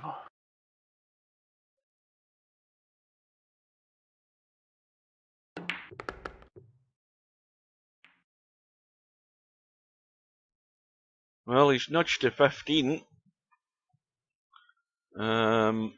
That's, again, tightish to the pack. Looks as if that's what he's going to work with. Yeah, the 15 should be okay. I mean, it's a little close, but VP's a little bit more lenient than real life with balls close to the back.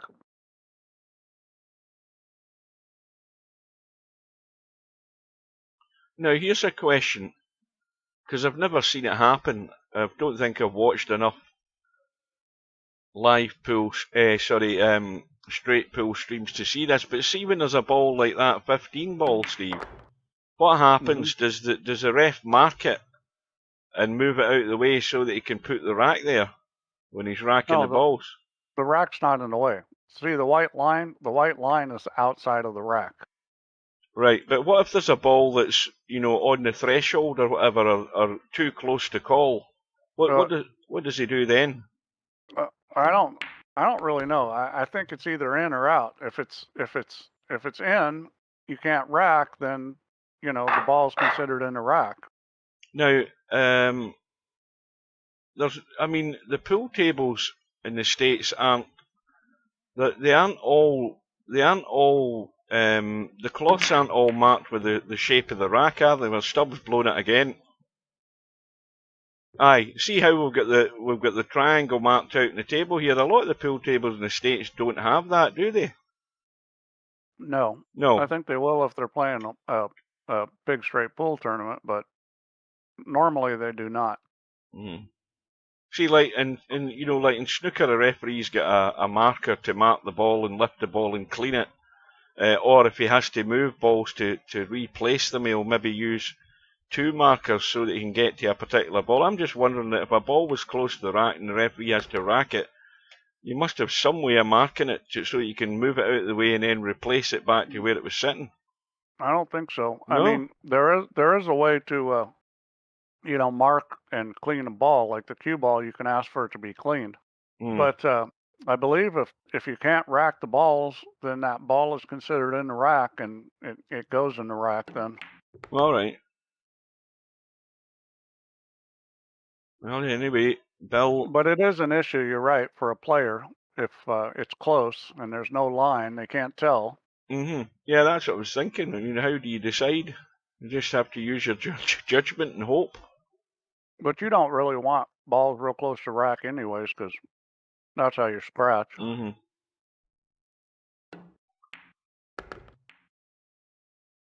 Well, Bill, in one way or a couple of ways, has inflicted damage on himself by sort of, these unexpected misses. I think he needs a settler here because he's only 14 in front again. Yeah, well, that's Bill's big downfall, is missing balls that he shouldn't, and Stubbs' big downfall is doing stupid things.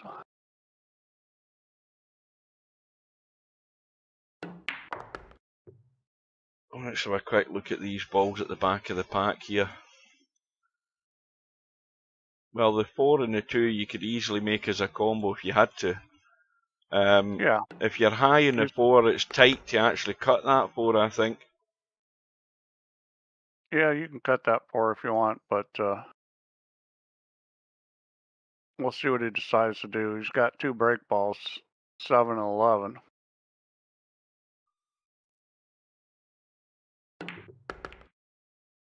That little brush.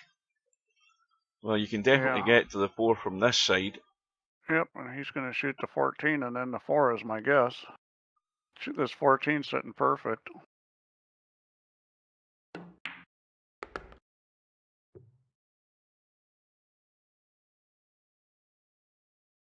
He might be a bit, he's a bit straight. That's okay, because you can shoot the 2 after the 4. So what's he keeping as his break ball? That 7 ball or the 11?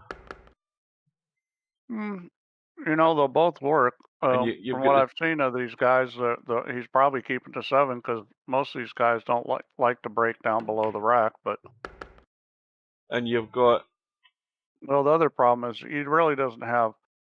You know, I would consider shooting a 10 now just to get it out of there, but he's probably going to shoot the 5. You really don't have a good ball for getting on the 11.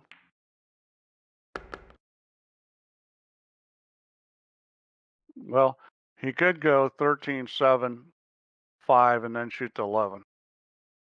Yeah, because all you have to do if you get good in the 5 is roll through or stun back off it. One of the two. Well, that's not going to happen. Yeah, but see, he's thinking he wants to use the 13 as a key ball, and now he's got problems because he's going to have to shoot the 13 in the corner. That's okay. All you want to do here is make the 11 and keep it off the rail enough that you can shoot a stop shot on the 13. And that's no good. See, I would have just kind of shot some kind of stun there so I could get straight in on the 13 and guarantee I had a stop shot. He tried to get away from the rail more, and you know, see that was all caused by how he played the 11. He tried to get, you know, too good on the 13 and instead got worse on it. And, and then of course he's trying to get good in the 7 and he's tweaked the cue ball. Yeah. And stubs back in again. What he should have done there is just shot like a stop shot on 11, so he's straight in on the 13. You could cheat the pocket a little and just get the ball, you know, like 2 or 3 inches from the rail. I mean, I probably would have done that in real life, and it's way harder to shoot that shot off the rail in real life. Well, Bill's already given himself enough bruises in either shin so far. He's way up on top of this cue ball. If he hits this hard, he could end up scratching in the corner because it come off the top of the rack and then loop towards the corner. Well, he didn't hit it hard enough to have that happen. Oh, he might be. Is he stuck? I think he's waggling. The semi-pro waggle's going on. Well, yeah, he's locked up, and he's got nothing. He's going to try and kick the 12 in. I think that's one option he has got. Has he? He might not even have that. I don't know. You may have to masse this slightly. It's close. You might be able to make it without massing it. I think he'll bump it into the short rail. I don't know that he can get these. I think he's going to make this. If he doesn't hit it too hard, he should make it. He'll come across it and cut it into the rail like that. Yep. Oh, he didn't. Commentator's eye. He didn't put enough speed on it, or let it turn enough. He just needed to get up on the butt a little more. Well, Bill's been let off the hook again, and he's coming back to the table still with a 21-point lead. The thing about that kind of masse is it's a little easier in straight pull because you don't have to worry about brushing the ball that you're up against because it's not a penalty like it would be a 9-ball. Mm-hmm. Well, you're right enough, Cobra. The chances Bill's turned down and fallen, very rapidly out of line or missed, he's already regretting those. And he's really looking to settle himself here and get himself back to that sort of little comfort zone, and it ain't a comfort zone right now. Okay, you're shooting the right ball at least. This is what you want to do, is shoot this 13. You gotta be a little careful about the scratch in the side pocket. Yeah, I mean, as a player, you should be able to see that and go, if I drive through this, it's going to come off these 2 balls and go towards the side pocket. He should have probably stunned that or hit it with draw. That 4 ball's going in off the jaw, no problem.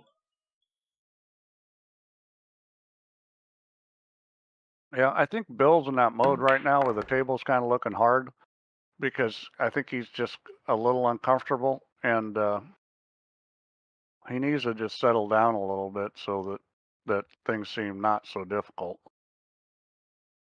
I mean, that's a tiny gap to get into to get on that 10 and 4. But you've got a 6 ball that would allow you to drop through. But if you don't get there, the 2 ball he's just potted would have been his bailout ball. Well, he can shoot the 3 ball. I mean that shooting the 3 ball will solve a lot of problems, or the 1 ball. Yeah. I mean, if I was him, I'd just roll this 15 and then shoot the 3. Yeah, I think he's having a look at that. The way he's turned, I think that's what he's looking at.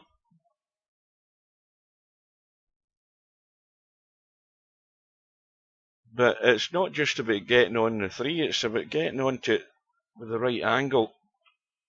Well, if you get on the 3, you can probably you open up the 8.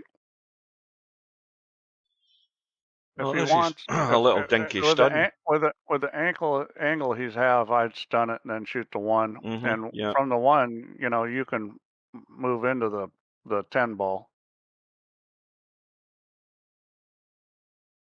He's going to go forward and brush the 8. Well, he's not done himself any favours doing that, I don't think. I mean, the 14 will still go, and the 8 will still go. It's tight, Yeah, well, but he just moved one of his break balls. He's still got one. No, I mean, he's fine because the 8 goes, it's almost a whole pocket. I would have played for the 8, been a little straighter because that's the easy one to go bump. And now all you can do, if he shoots the 14, all he's doing is bumping the 8 on top of the other ones. Yep, he's going to shoot the 8. This is the right shot. There he goes. So he's good. Well, he's good now.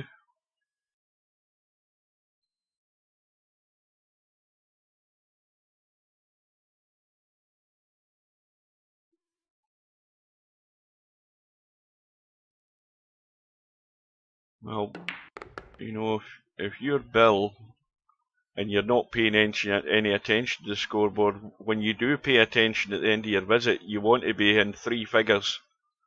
That's where you want to be. Well, I think for Bill right and now, beyond. he just needs to relax some because he's making this look really difficult, this rack. I mean, yeah, there were some issues in it, but he's making this rack look really difficult. And that's not what you want. Well, he needs to go from the 4 to the 6 here. I think it's looking difficult because of what he's done so far. The mistakes that he's made. That was a bad choice there. I would have gone from the 4 to the 6. Why? Because it's easy to get on the 10 from the 6 for an angle to get on the 11. With this, it was hard to get on the 6 at the right angle, and he's not on it at a good angle. So he has to go forward here. He's far too straight in this. He's going to have to hit it. Oh, now he's gone. He's gone. Oh. Yeah. Well, see, that was all caused by making the wrong choice. You should have gone from the 4 to the 6 and then the 10. Well, nobody's going to turn and tell me this is easy. Well, I mean, for a straight pool player isn't going to miss the shot a lot. I think Hairpig made a point the other night that in VP that kind of shot is he's nailed that harder, and I'm not sure that's true, but I question how much players practice that shot. Well, that's the thing, they don't. Yeah, I mean, if you're going to play this game, you need to practice that shot a lot. You need to be, offline, hitting that shot over and over and over again, and getting to the point where you're real confident of making that shot, because that's not a particularly difficult break shot for a straight pool player. I'm not saying they'll never miss it, but they practice that shot a lot. Well, and before Cobra says, no, you're wrong. Remember, Cobra, what I said about banking and how much better you got at banking when you actually played in a banks tournament. It's a simple thing. If you practice, you're usually going to get better.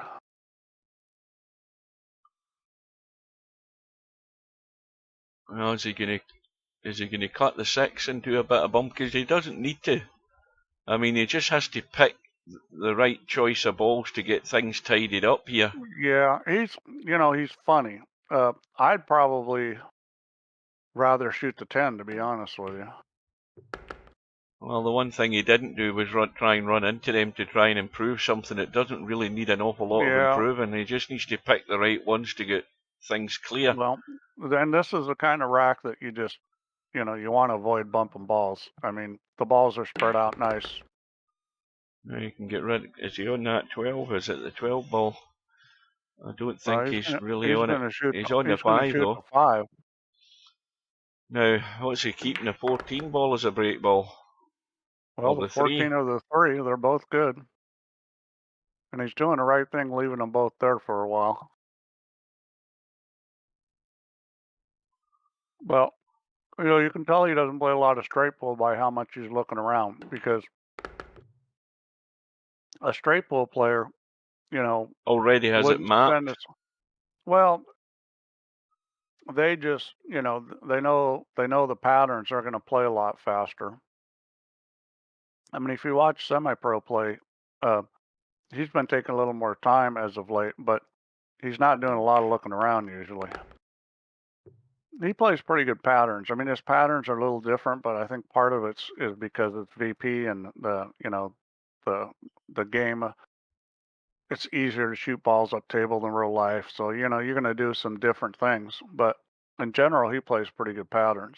I never noticed Bedhead was there. I'd noticed Bedhead on his chat on Kick. Welcome to Bedhead. I don't know whether I said welcome to him earlier on either, because my memory's gone. Well, Cobra, I hope that means that you've been practicing that back cut break shot, because that's probably the most important shot in straight pull to practice. It's the one that's been catching a lot of players out.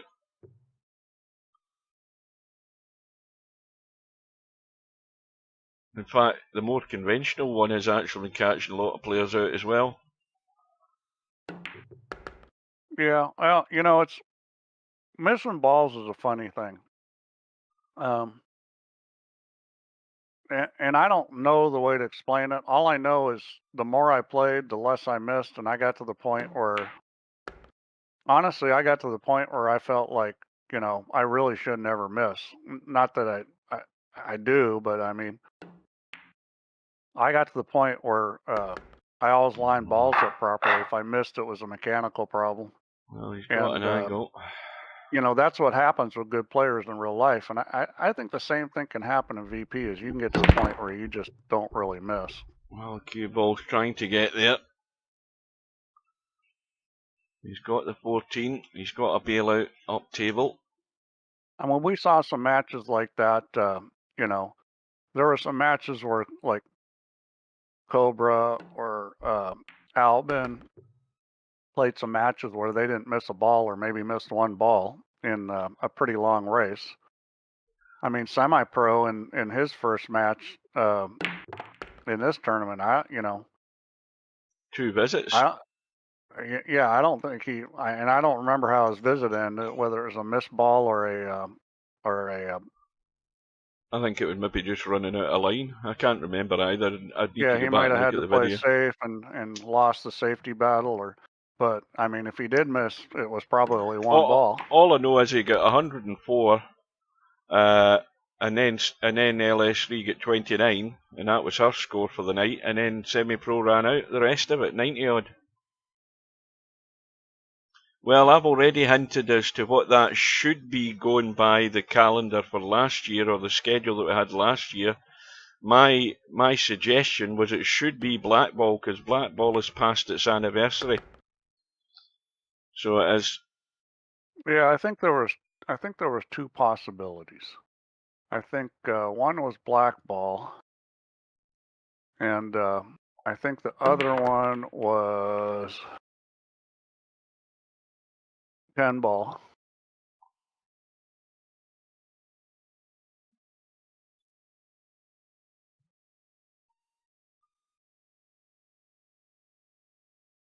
We haven't played 10 ball in 2023.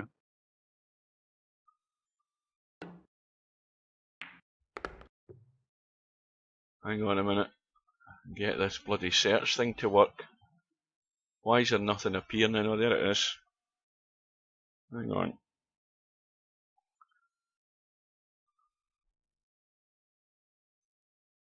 Now we could do something like 10 ball and a 10-footer. Yeah, if the players want to do, that would be interesting. Hang on. That's what I was looking to get. Right. Well, Bedhead, I agree. I mean, black ball is not one of the primary tournaments. Right. Now, the thing is, though, Steve, if you look at 10 ball, right, in 2022, black ball was played in the end of March the 31st it started. But if you look at 10 ball in 2022, 10 ball was in August, so it's still black ball that's the favourite. Well, because black ball was before the 10 ball.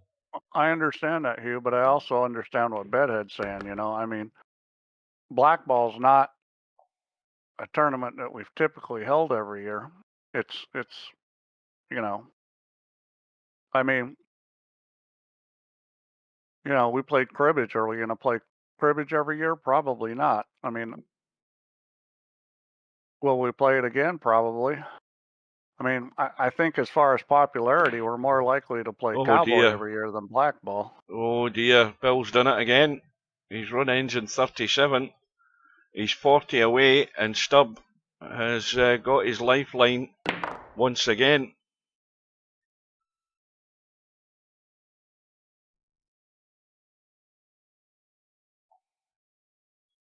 Again, an unexpected miss from Bill.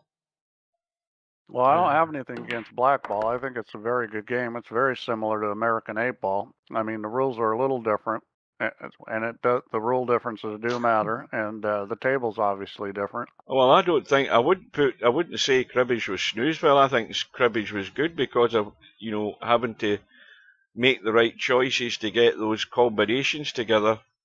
I think it was a good challenge, cribbage. Well, this is an interesting choice. Instead of coming down to shoot the 5-ball, he's going to come into the flat backpack and be stuck. He needs to spin this and get behind it. Well, I mean, I would have tried to get down on the end rail. He's going to have to blast this, and at this angle, there's a good chance if he doesn't hit this right, he's going to end up stuck in the rack. I'm trying to see where he goes. Right, so he's hit the corner balls. He's hit the corner balls, which was good. At least he's brought some into play. He's got the 3-ball. He's going to do more damage. Yeah, he did the right thing. He brought the cue ball back, and that's how you avoid being stuck on the rack.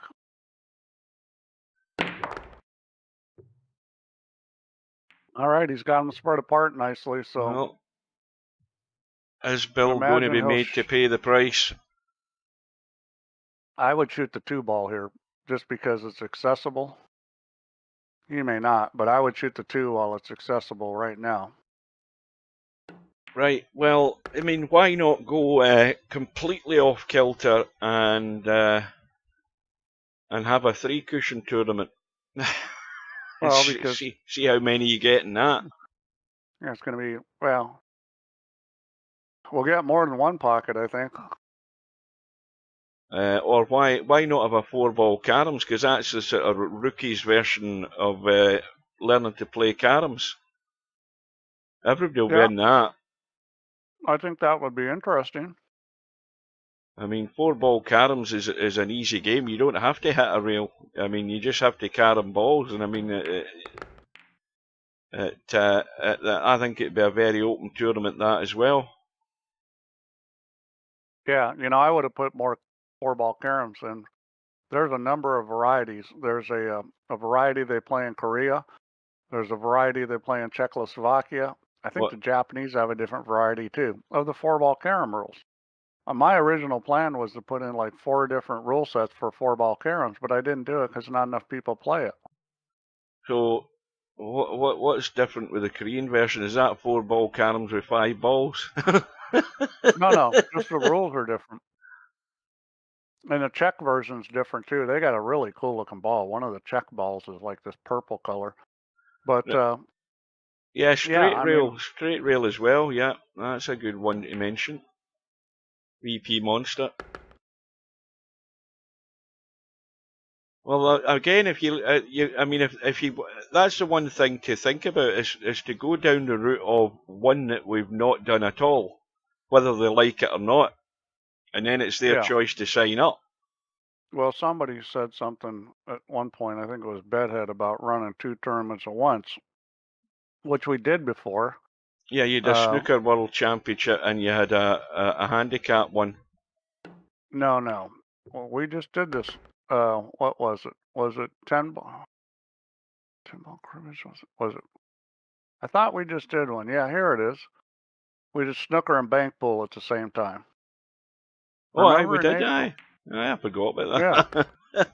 So that was kind of done because, you know, we really weren't sure what we were going to get for bank pool, and we ended up getting a decent field. We got 19 players, but it just seemed that, I don't know, it seemed to me after we went through all this that it was a little bit of a problem to try to have 2 at the same time. I know for Albin it was. He was down to the wire in both of them. In real 4-ball caroms, how the Koreans play, you're not supposed to hit your opponent's ball, the opponent's cue ball, to make a carom. That sounds complicated.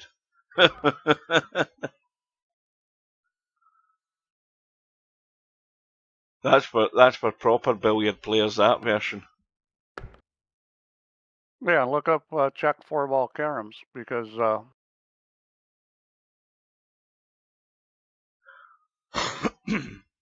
there's actually AZ Billiards has a link to a video of a 4-ball carom tournament.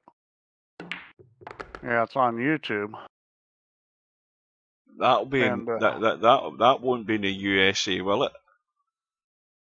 No, I mean but the thing I liked about the 4-ball caroms, and this is going to sound stupid, but I love the color of the blue.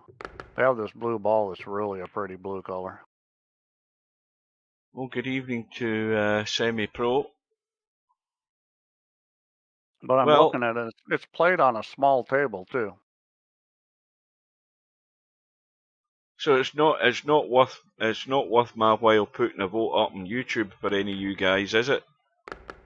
Because first of all, you have to, rather than me choosing the games, you guys have to choose the games that you would want to have in a vote.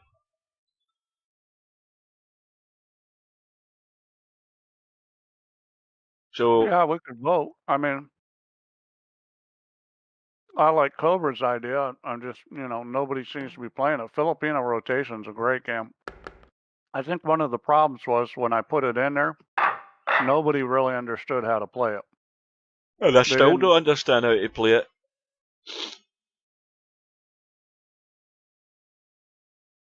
What's the point? You don't go with what we choose. Well, I mean, that's not really true, Semi-Pro. 10-ball is a popular choice. Well, it's a popular choice with you, Popman. I'll give you that. Well, why don't you do a vote, you? But like I say, what's to be in the vote? Black ball, 10-ball, 4-ball caroms.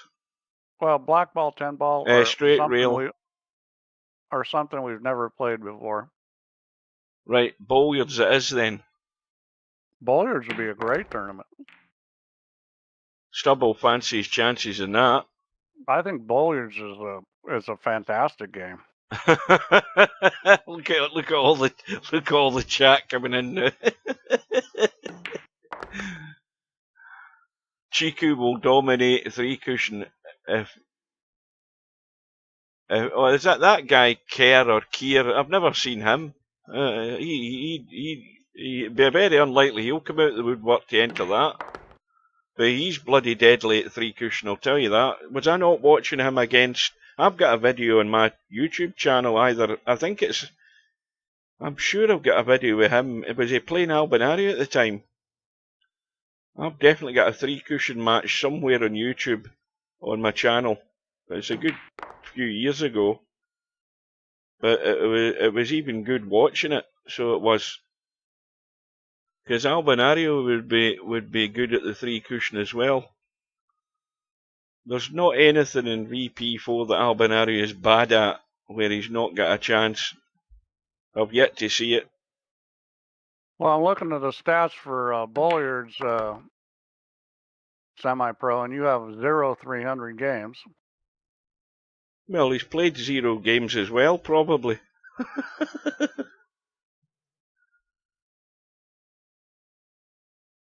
Have I played billiards? I don't know whether I've played billiards.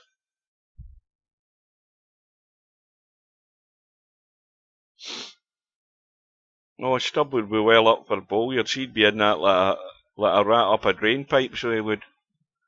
But more importantly, while all this is going on, Stubb is on 25 and still a fair way behind here. He actually put a good logo together, or a good player picture. Fits in perfectly.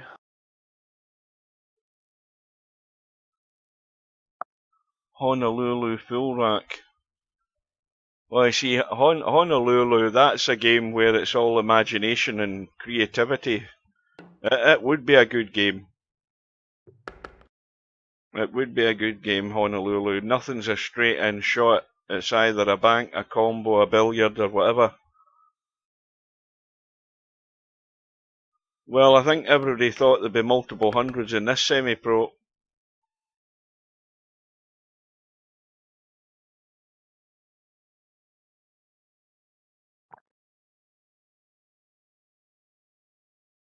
Okay, well, I mean, I figured this is going to be a close match.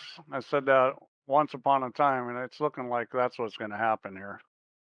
I bet this comes down to within 10 balls. Well, I'll tell you one thing, Bill's going to be hurting at the end of the night if this goes pear-shaped for him, because he's literally thrown away with the opportunities he's had and messed up.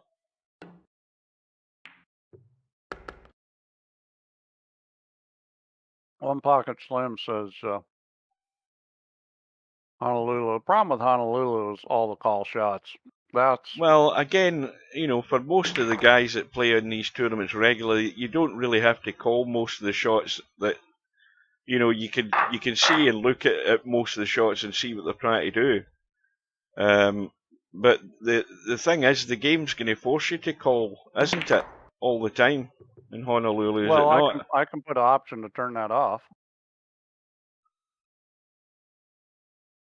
I mean, the way this table is right now, if you look at the way this, I mean, if that was 15 balls on the table and they were like this, what's your Honolulu shot going to be here? Really Combo. tough that would have been. Oh, and just shoot the combo.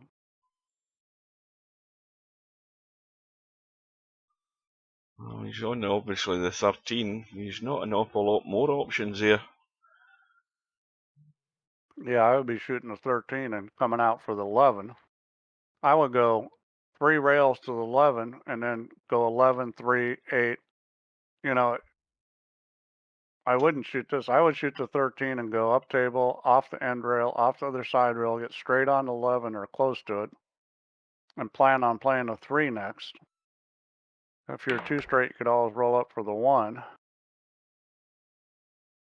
You know, get rid of all those balls. He's going to try to move balls, which it may be a little early to start moving balls. I would have cleared some of the other stuff out first, but this will probably work out for him. Right then, you got to explain yourself, semi-pro. What the hell's international 8-ball?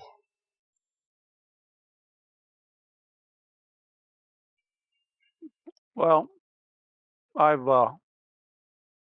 somebody's already asked for that, and I took a look at the rules. I didn't like some of what I saw because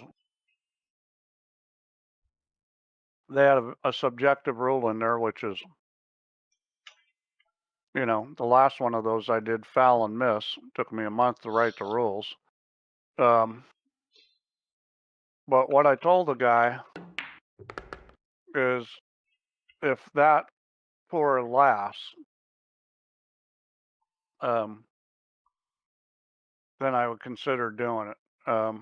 Well, is there not a lot more people ask for Killer than they've asked for International 8-Ball and whatever else? There's more people asked for Killer over the years than has asked for anything else.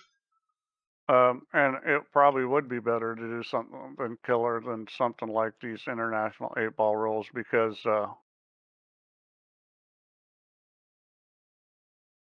well, Stubb goes to 40. As soon as they start doing subjective rules, it's a crappy game. Well, I'm sure you don't just want to add another game that's basically the same as another game, like a replica of 8-Ball World.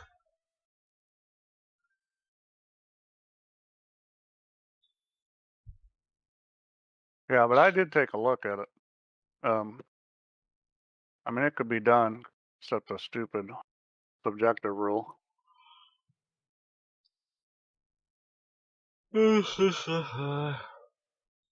Well, Stubbs edging ever closer. He's almost not quite at the 3 figures, but he's now beyond a threat now to Bill's lead. And Bill's now thinking of these chances and opportunities that he's thrown away.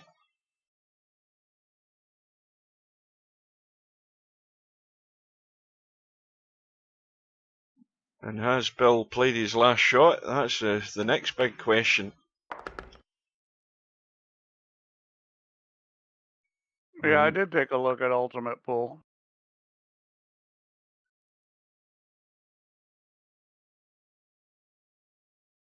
And Snooker Plus, you never added that to VP4. Wasn't Ultimate Pool the ones that played International 8-Ball rules? Isn't that what they're using? Yeah.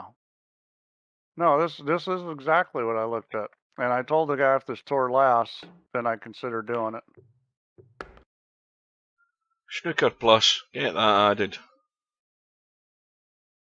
That gives you the 6 the 6 colours on the spots. Then you've got the purple ball and the orange ball between the pink and blue, and between the blue and the brown. That was Joe Davis that invented that. Go and Google it, you'll find out I speak the truth. So you had the 7 points for the 8-ball, and then whatever it was for the purple ball and the orange ball.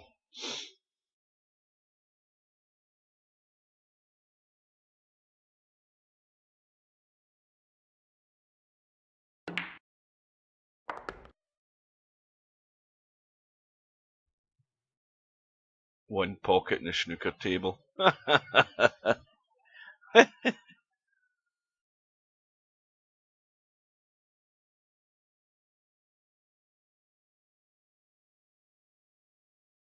Well, I'm not quite sure what Stubbs got in mind here, but he's down to the nitty-gritty, whatever he decides.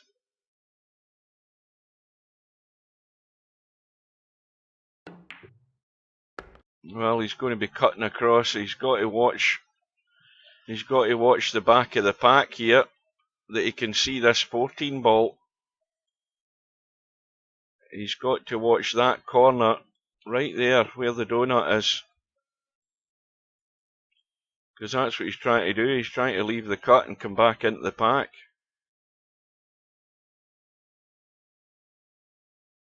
Yeah, the interesting thing about Ultimate Pool is all they basically did was copy the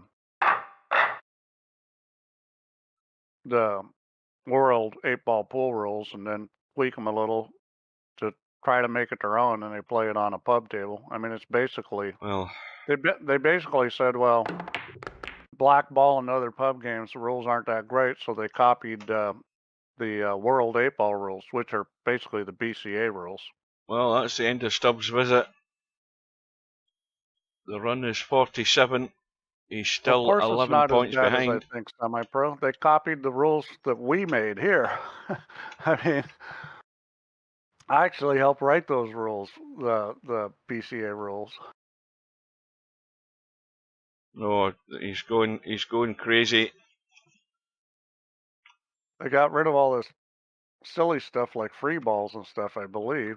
Right, he's on he's on 47. He's called this 3-ball as a bank,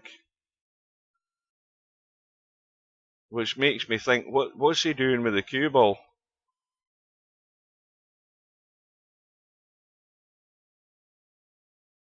Well, I mean, this is just like a desperate attempt to stay at the table. I don't know what he's doing. Did he call a ball? Yeah, I'm sure he called the 3-ball bank into this corner pocket. Like that. Well, he made it. He rolled too far, though. If he got on that 4-ball a little lower, he would have had a great shot to make the 4 and break the balls. You know something, Steve? He's still going to go for it.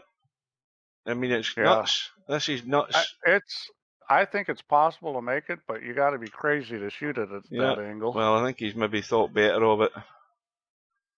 What's he doing now? The combo. Oh, the combo's actually dead on. I mean, that's absolutely spot on. What he needs to do is come up with a shot on the 4-ball then that he can break the rack. If he leaves the 4-ball on top of the rack, he can't do it. And, you know, he needs to get the 4-ball on a spot he can break the rack because, and he's done it.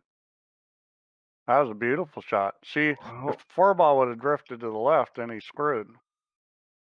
He can only catch part of this. He's only going to get a little sliver of this, I think. But I think he'll get enough to knock some stuff loose. He's got to be a little careful. If he hits it too hard and gets a really small sliver, he's going to scratch. This got to be very gentle. Well, he's 9 behind. The run is 49. There's a real good chance of coming up with a shot if he hits this easy, like that. Yep. Yeah. Yeah, that was perfect. He's good now. So he's you know, he doesn't always do stupid things. He's going to do the 6-ball right now, surely. I mean, this is ideal to get these open. Or is he going to drop up? How's he on the 11? He can get to the 6 from the 11. Got to get on that. Nope. Well, I don't know what that was. That is the strangest shot I've seen tonight. Well, it was not. That was awful. I'm not sure why he didn't take the 6 when you said that, because he was on it. I mean, he was. And then he tries to come back to it and gets crappy. This is just crazy. I mean, why did he end up there when he was already pretty much on the 6, or it was so easy just to dink through and get square on it, and you're going to open these wide open? Well, he might regret that. Well, you know, he should have just shot the 6 when he was on it. I don't understand why. Okay, if you were not gonna shoot the 6, then you should have been playing position to get on the what was it, the 11 for look at this. Shot. Look at this. This is even worse. I mean, I don't know what that was. Well, what you need to do is get a shot on the 6 here, and it's not hard to do because you're rolling it. Yeah, he's perfect. That'll do it. So he's perfect. This is a shot of the match here for Bill. Now you have to decide how to hit this. Well, do you not just play this a big stun rather than putting any great deal of spin on it?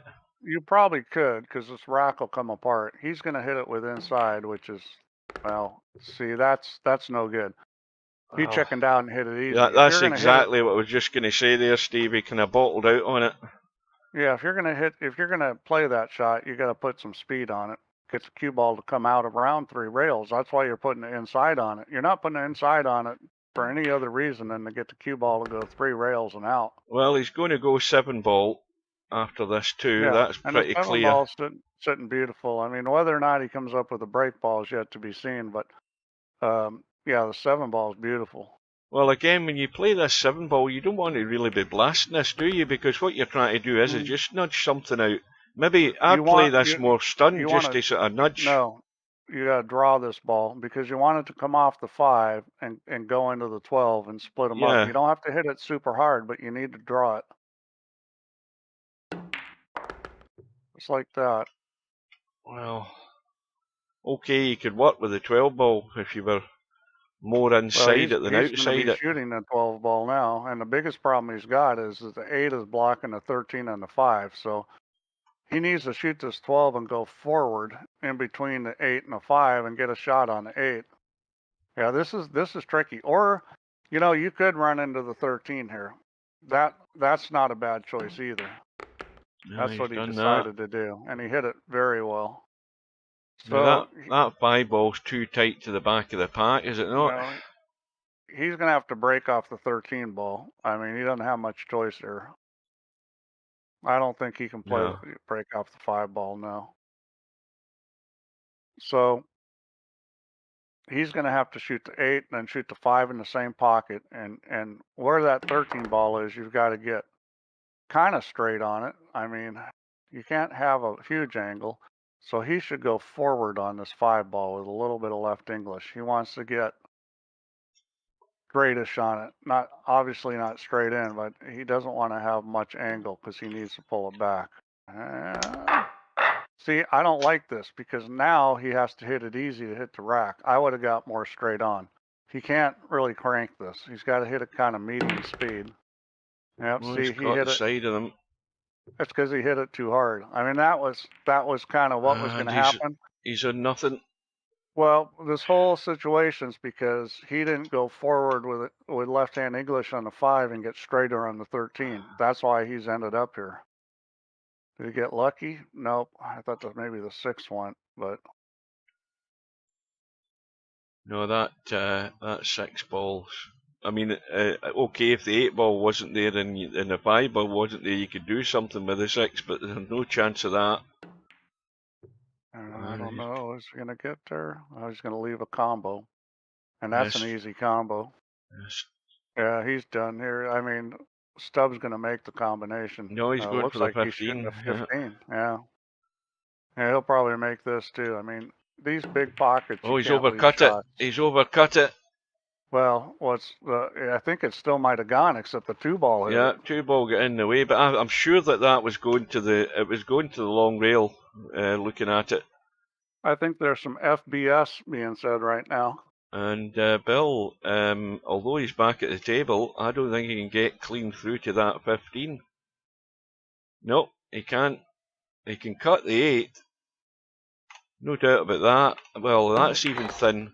Well, he did get through to it. He must have tweaked that a wee bit. So, semi-pro, you're telling me that I don't listen to and do what you guys say. So far for the next World Championship, I think you guys have said just about every game possible. And games that aren't even in Virtual Pool 4. Yeah, like Ultimate Pool.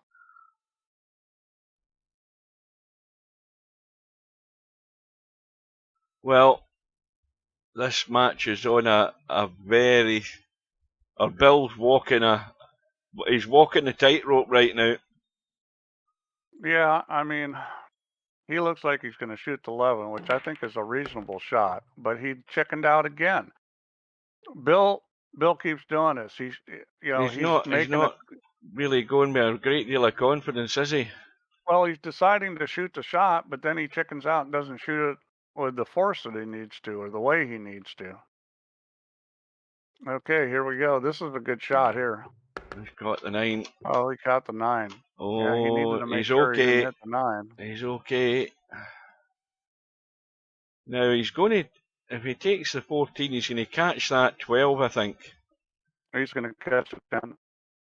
The 10 or the 12 and go forward. At all. He'll hit the 10 and kind of ricochet off of it. Well, he needs to use the top and the cue ball to get out of there, though.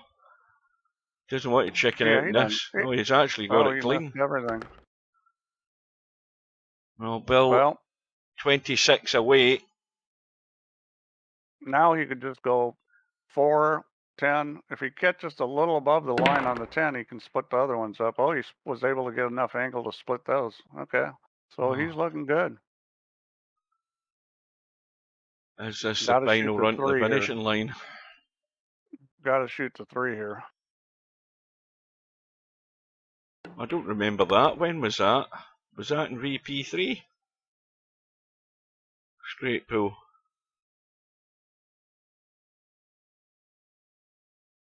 Bill probably doesn't remember it either. It's that far back. This is a little funny here. I think he's going to soft draw. Yep. And I'd actually play to get on the 10 ball. I'd play for the 12 in the side, and I'd play to cut the 10 in the corner.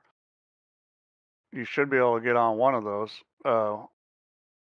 Shoot the 7 and try to get on the 12 in the side and the 10 in the corner. Am I reading that right, Semi-Pro? Bill won a straight pool world championship in real life. Am I reading that right? Oh, he's hitting us to the inside. I don't like this. But it worked.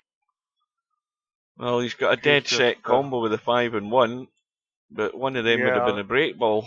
And well, you could shoot the combo and probably still use the break ball. The 5 is a break ball. But he just did complicate himself. Life for himself by doing that. He's trying to bump it again. I don't know that was a wise move. It would have been far better just getting into the middle of the table. Things are going downhill. This 12's sitting good to come straight across and shoot the 5. Maybe just a touch of left English. He didn't put any. He's not even doing that. So I guess he's decided he's going to shoot the combo. Well, he just has to hope that the 5 ball doesn't leak away too far. Well, it probably won't. Here's the problem with the combo is that, you know, you can't really draw this much because if you do, the 5 ball is going to go forward. So it's kind of tough. That'll do it. Yeah, he drew it soft enough that he kept it around. Well, that takes him to 1-3-1. He's slightly the wrong side of this 9. Is he going to just hold it out or run to the rail? Yeah, he's running to the rail, and that'll do it.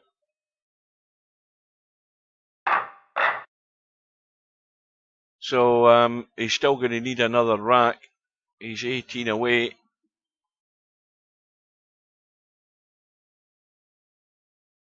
Yeah, Bill did win a straight pull world championship. Semi-pro's right. Well, he's got a couple of balls, 3 balls or so to choose from, all at distance.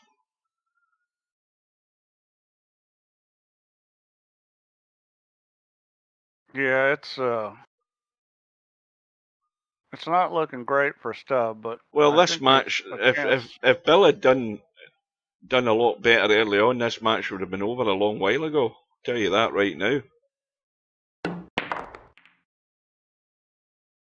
Well, I don't know whether he just wants to play this combo right now that he's on it. I would. I mean, he's sitting staring at it. You can't miss it. Yeah, I would definitely shoot it now. You gotta be a little careful. You can't really. This is one I would roll with.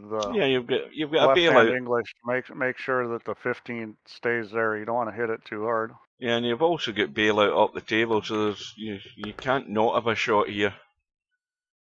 Although the 15's stuck in the rail.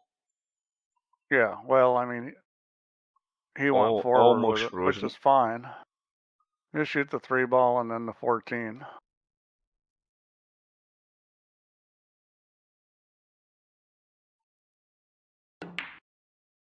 So this match is 95 minutes old and about to come to its conclusion, or is it?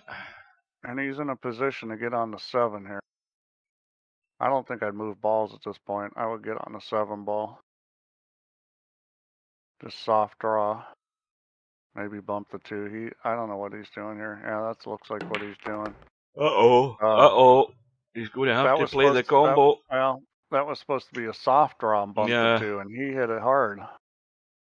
Again, this, it's okay. There's a little distance between them, but I mean, he's pretty well set here. I expect him to get this in, no problem. He's dead on it. I mean, all he has to do is hit the 2 full, and the 7's in. Well, that's another crisis over.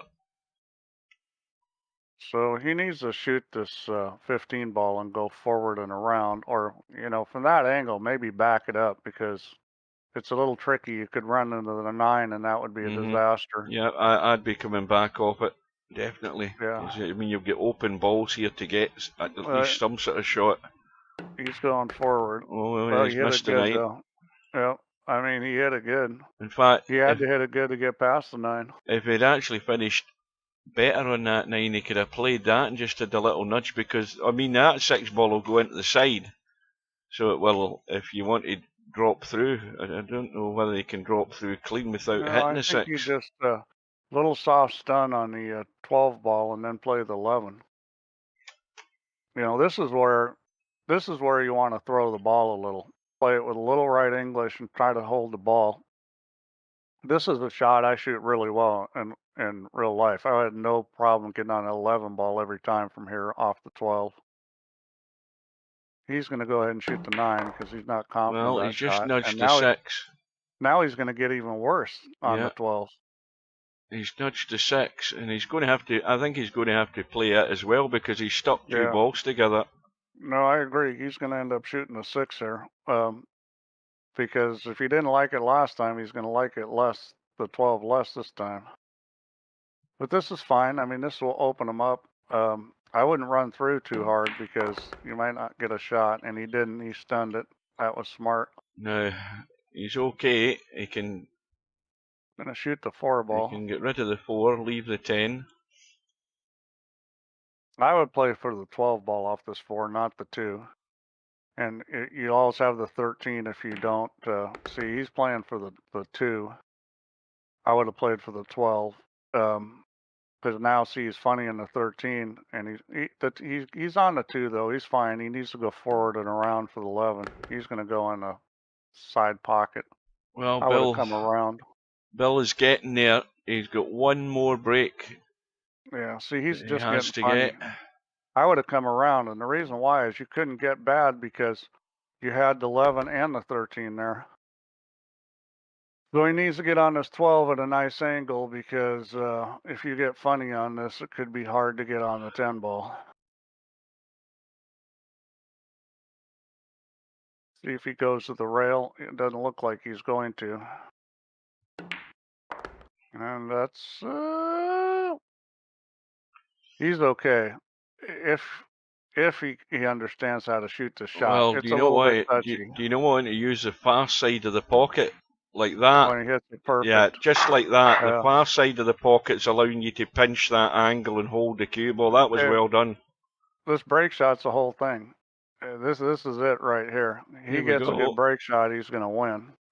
4 balls needed. He's got 1. And he's got loads more to choose, so this is game over, dare I say it. He's probably going to have to shoot the 5 ball here. Or he's going to shoot the 12-8 combo. Oh, he's got the 13 on the side, doesn't he? Okay. It's a little tight. The 2 ball's covering part of the pocket. Oh, he hit it perfect. Got it. And Stubb isn't happy, and it's the pockets he's now blaming. Pocket's annoying. I let him win. Yeah. I'm sure you let him win, Stubb. Well, no, it's the exact opposite. Bill tried to let you win. So he did. Out of the generosity of his heart.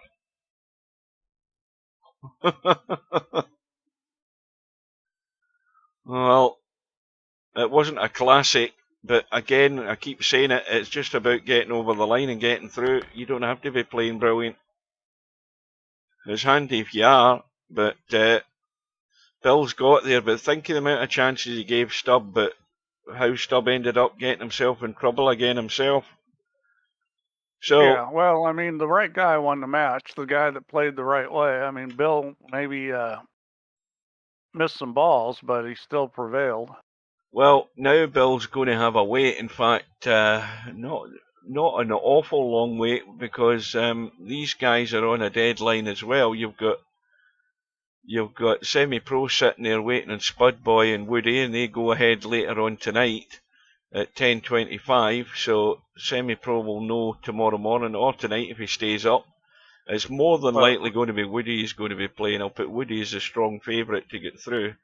Woody's playing, and then it's Semi-Pro. And then it'll be Semi-Pro and either Woody or Spud, but it should be Woody, I say, with the greatest respect to Spud Boy. The big question with Semi-Pro is, did he play his good match of the tournament and that's it, or is he going to show up and play good again? Well, you know, just like I said earlier there, Steve, semi-pro doesn't have to be, you know, knocking the balls in all night. He just has to win. You know, if you're going to play your best match, you might as well keep it for the final. It's just about getting through it and surviving. But that's why I think it's a lot more open, because semi-pro knows now that he's got to be careful, because it's last chance saloon every match you play on that one lost side. So it's really open, I think, this tournament now. And of course, on that winners bracket, we've got Chimpy set up to play Acero whenever it's going to be. Their deadline date's October the 4th. And in It's the an top half, interesting bracket, isn't it? I mean, we've got what 4 did I say, guys in the Chimpy and winners Acero? I bracket. got that wrong. Have any of those guys won a world championship? I don't think so. No, you've got. Sorry, I got that wrong. It's Matt MC Clarkey against Acero. Chimpy is playing Chiku, whenever that's going to be. So they've all got. I presume that I might be stating the obvious here, but I presume there's been transactions going in as far as proposals between one and the other. I can tell you. There will be. I don't know. What? Did I say that Chiku was in South America somewhere? Didn't I? So that's like a 5-hour time zone, 6-hour time zone difference at least between him and Chimpy. And Acero, of course, big time zone difference there between him and Matt. Well, Acero and Matt have gone back and forth a bunch. And they don't have anything, you know. I mean, Acero's thrown some pretty reasonable proposals out there as far as trying to change it, you know, because. But I don't know Matt's schedule when he works, because obviously, no matter how reasonable it looks, if Matt's at work, that's a problem for him. Yeah, it's just the problem is it's a big time zone difference, at least 7, if not 8 hours. I'm not seeing Acero's ahead. anything from Chico, Chimpy right now. Maybe I missed it. Let's see. Right, who's in the final? Is Slim in the final? Who's there? I didn't look at the bracket. I just went to this match. This is a semi-final match. Spectre Dawn against Bankster. Bankster is on the hill. Yeah. Neither Chico nor Chimpy has done a proposal yet. Now, what's Fast Eddie saying? EOD on site? What does that mean? End of day? Is that what that means?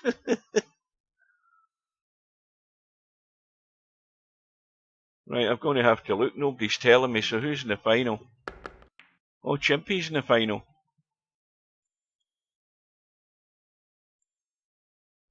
Oh, shoot.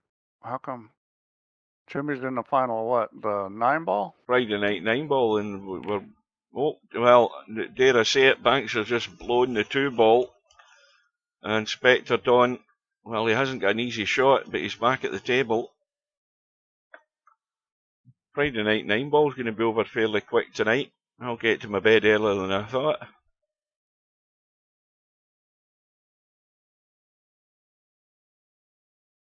Yeah, well, it's sort of been the result everybody expected for this match between Mr.Bill and Stub. I mean, Stub he just plays the game the wrong way, and you just can't do that in straight pool and have much success. Well, I think if I was Bill and I was making an assessment of my own performance, it would be could do an awful lot better. I don't know whether it's just this thing about, you know, that certain time of life where the concentration isn't quite there, or it could also be that he's getting distracted, that he's on call and he's at work, as he normally probably is.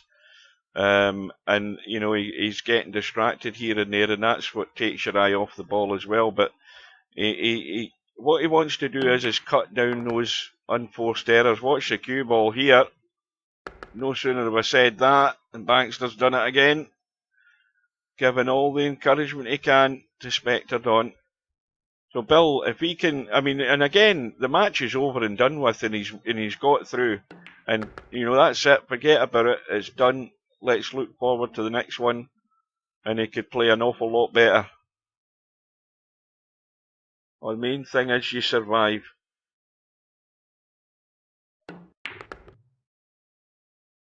And if any player's keeping their best performance into the final, then that could work out perfect for whoever it might be.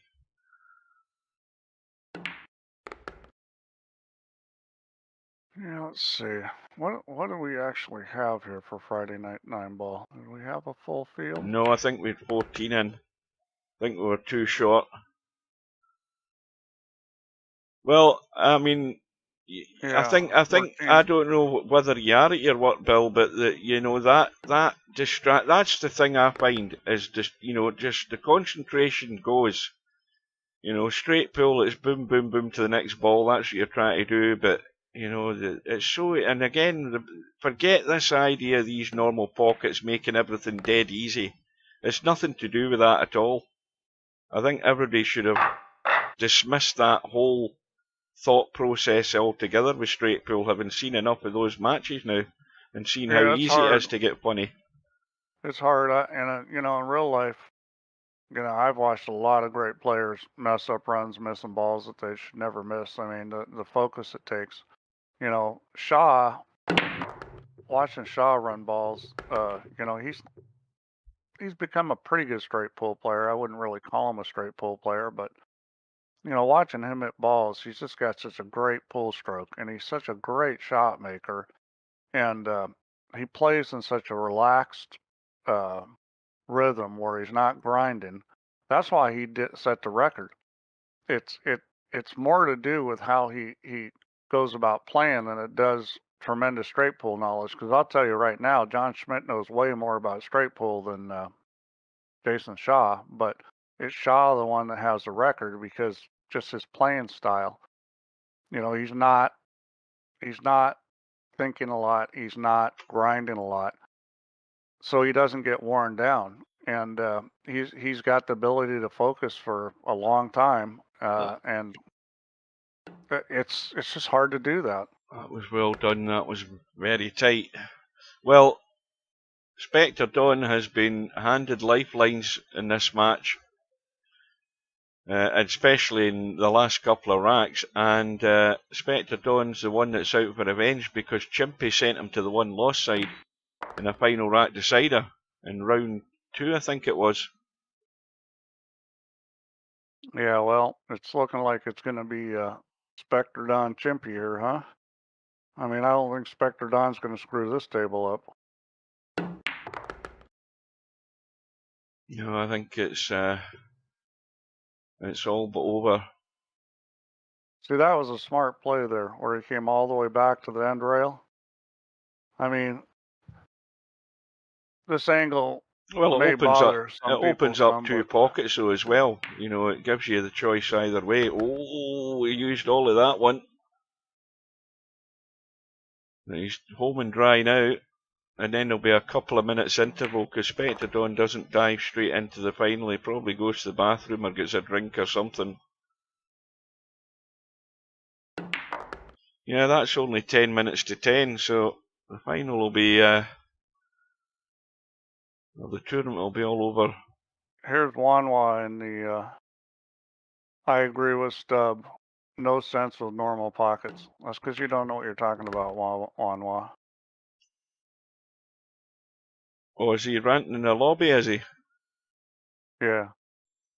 And of course, Wanwa is the one that. Well, he's the one that's bottling out. Asking me why I had kicked Stubb one night, or no, I think it was Snakes.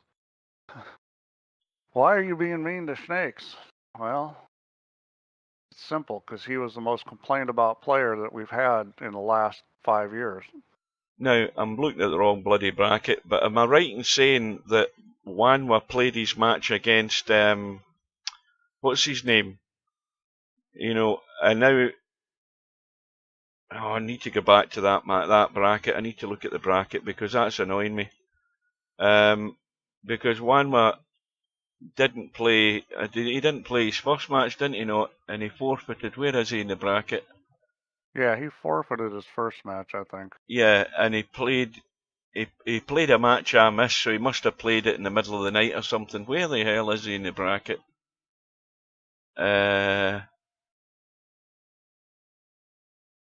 March Yeah, it was Mark Sharkey played, so now he's through to play Cobra. What's the betting that, in fact, is Cobra there? Cobra's probably gone to bed. I was just wondering if Cobra had sent anything to Wanma and whether he had any response. Yeah. I'm betting he doesn't get any response. I don't think wants anything of Cobra. Well, I know that something was sent out. I don't remember.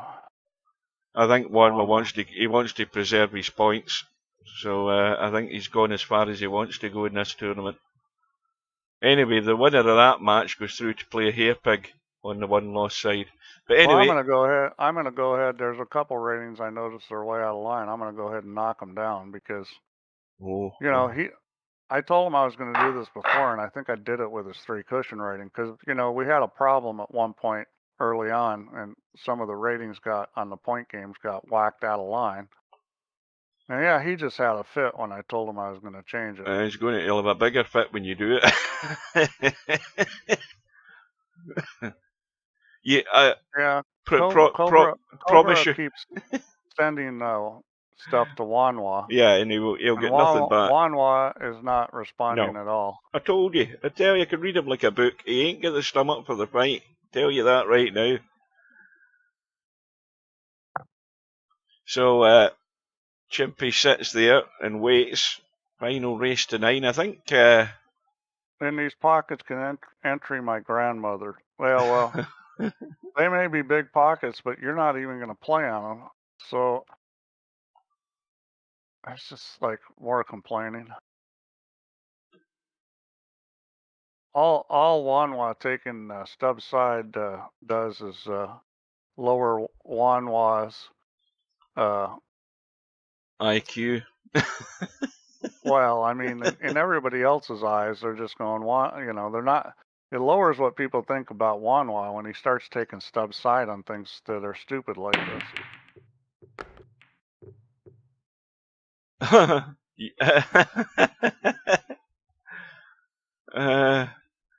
You can give me the win. Put Bill somewhere else in the bracket. Well, Stubb can lose in the next tournament that doesn't have normal pockets. We'll play in the next one and then I'm getting drilled. He's going to have a hard time winning anything but 9-ball, and even then he's not the favorite. This is the second tourney consecutive with shame pockets. I hope next straight be straight pull. Yeah, well, shows what Wanwa knows. I mean, that proves that Wanwa's not been watching any of the matches. So Wanwa, okay, he's Italian. Doesn't he live in the UK, though? Oh, I hope he doesn't. Don't tell me he lives in the UK. Who told you that? So I hope he lives in Italy. I thought he did. I don't want him anywhere near me. But he's probably never played straight pull in his life. I mean, they don't probably know what that is in Italy.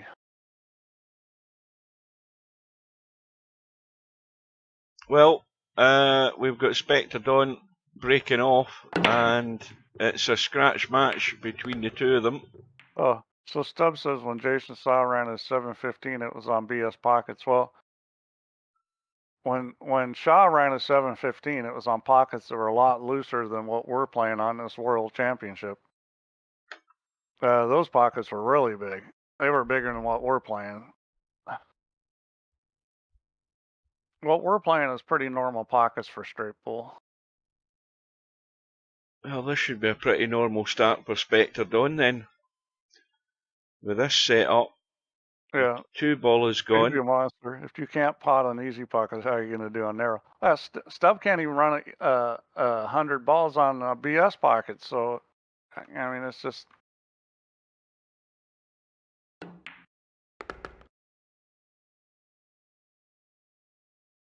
Well, he can hold for the 4 into the same pocket, I think. It should be fairly straightforward. Well, you can actually get more angle than it looked like there. Let's have a look. He can still do it. He can still hold. He wants to hold at a good angle where he can drop through. In fact, he didn't think so, so he's going into the side, and that's even better. That'll work. So he's good for 1-0 here. And I think, the fact that the you know, the World Championships come round like, you know, maybe once every year or 18 months or whatever, like for example straight pool, if the players all took their mind off 9-ball, I don't think you'll ever convince Spectre Don to do that. But if they did, and they just played straight pool for a period of time, then they would see the long-term benefits of it. But I think the problem there is that there's not enough players who would be going to join that bandwagon. You know, the more kind of games you play, the better it is for your other pool games. I mean, straight pool is great for pattern play. You know, one pocket's great for learning how to kick, how to bank, how to play safe.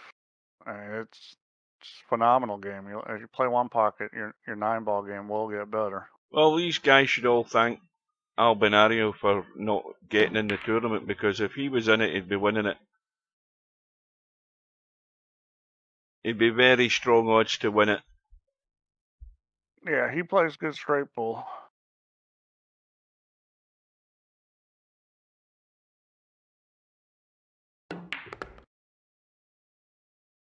Now, how did what happened there? How did Chimpy get back to the table? I missed it, and I'm actually sitting looking at the screen. I don't know what Spectre Don did, but he clearly missed the pot, and he's handed it to Chimpy.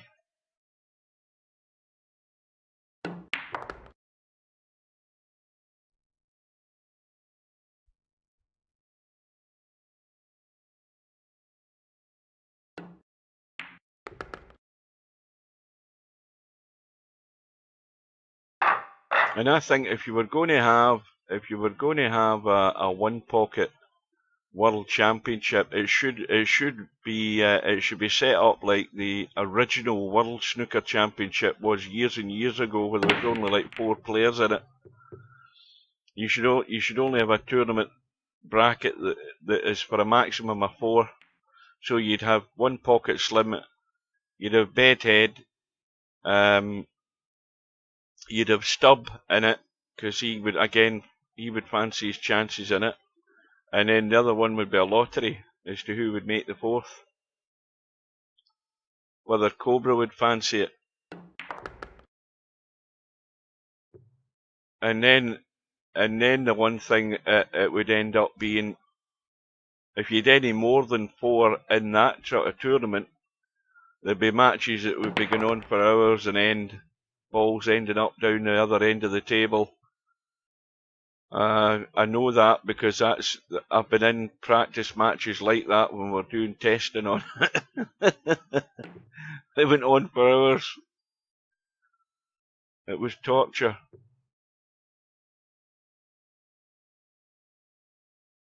I wonder who Sir Alex is. Who's this guy, Sir Alex? Where's he from?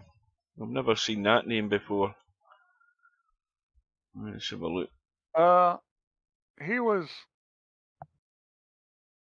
Are you looking on the chat or something? I'm looking in the lobby to see if I can find his name, to find out where he's from or what flag he's showing, but he's probably left the building, I think. Oh, you can look him up. I'll look him up for you. Sir Alex? Alright,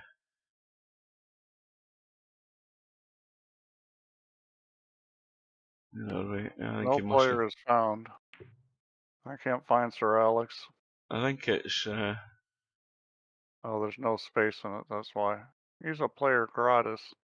He's from the United States. And he joined today. Oh, there you go. Now, I wonder if he's played any games. Has he played anything? He's played 3 8-ball games and 4 9-ball games and lost every one. Oh, and now we'll never see him again. That's what happens to a lot of these new players. The last guy he played was Wanwa, which, you know. Well, he'd be just. I mean, that Wanwa would just be in. I mean, Wanwa's not going to get any points off him, but he just looking to bottom feed.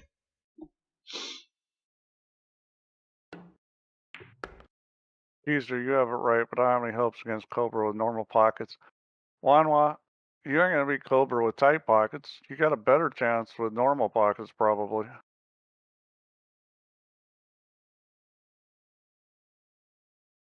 I don't think he has a chance no matter what the pockets are against Cobra, but that's besides the point. Well, Chimpy, is he going to take Spectre Dawn out twice tonight?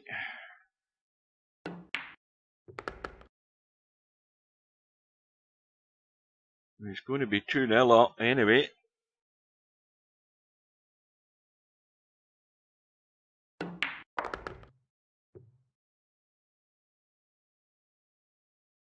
So what Juan was really saying is he signed up for the tournament not paying any attention to the tournament settings. He made the assumption that it was going to be narrow pockets. Is that what he's thinking? And he thinks that narrow pockets would give him a better chance of doing better in the tournament rather than the normal pockets. I don't think so. I mean, you know, straight pull is about moving the cue ball and playing patterns and playing straight pull the right way. The fact that the pockets are narrower just means everybody's going to miss more balls. I don't see how that favors him. It's not like he's going to miss the same number of balls on the tighter pockets. He's going to miss more balls, just like everybody else. Well, that was a decent enough break, but no shot in the 2. The 1 and the 5 and the 7's gone. Now he's got to find a reasonable push out. I mean, right into the middle diamond would do. You're going to leave a shot on either way, but you know it's leaving the bait out there for Spectre Dawn. That's a reasonable push. I mean, Spectre Dawn's never going to pass this back. He's never going to pass this back. Because you got a lot of options here. You can play safe if you want. You can shoot it. You can play a two-way shot. Yeah, he took the bait and he got it.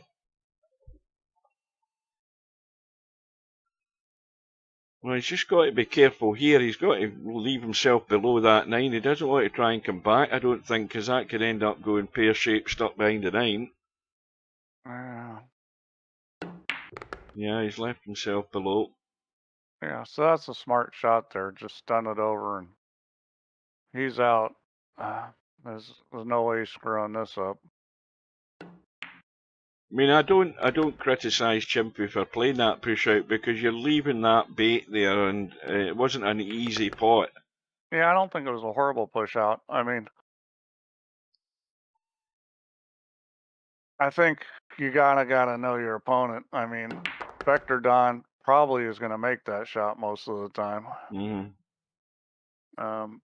Would have been more effective if he could have got the cue ball right on the rail. Yeah, right on top of the rail, yeah, or right underneath the rail. I'm sure he was probably trying to do that, just didn't get there. Yeah, it wasn't the worst push out I've ever seen. I wouldn't say it was really a bad push out, but it didn't work out for him. That was certainly not a bad break. I mean, the 4 balls get in, 1's wide open, 2's there, 3's there. Oh yeah, this is a done deal here. 5 ball, 6 ball. Yeah, he should be out, no problem. Yeah, this is a done deal. I think the critical shot is how he gets on the 5, and it doesn't have to be perfect either. Now that's not really where he wanted to be on the 3 ball, but I think he's left himself pretty straight. I'd probably just stop this. I probably wouldn't try to get real good on this 5 because, see, he's still okay. But if you would have stopped it, he could have just gone roll forward and shot it through, on the side. And you know, especially on this game where it's easy to shoot balls from long distance, you know, there wasn't any reason to try to get better. I mean, he'll still get out. It's a reliability thing. And now he's a little funny on this. He needs to go forward. Yeah, he is. Put more English on it than I think he needs to. He's okay. He got on the wrong side of it because he put a lot of English. But again, you know, all you got to do is stop this ball. And that one was more of a stun stop. So, you know, Spectre Don, he moves the cue ball pretty well. He plays a lot of area shape, and I think that's one of the reasons why he had some trouble in straight pull, because straight pull, you got to play more precision. Stubb's coming for...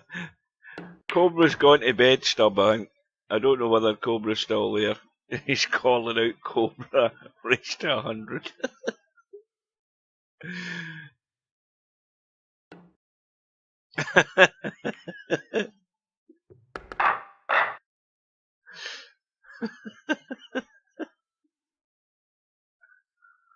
Oh dear. Yeah.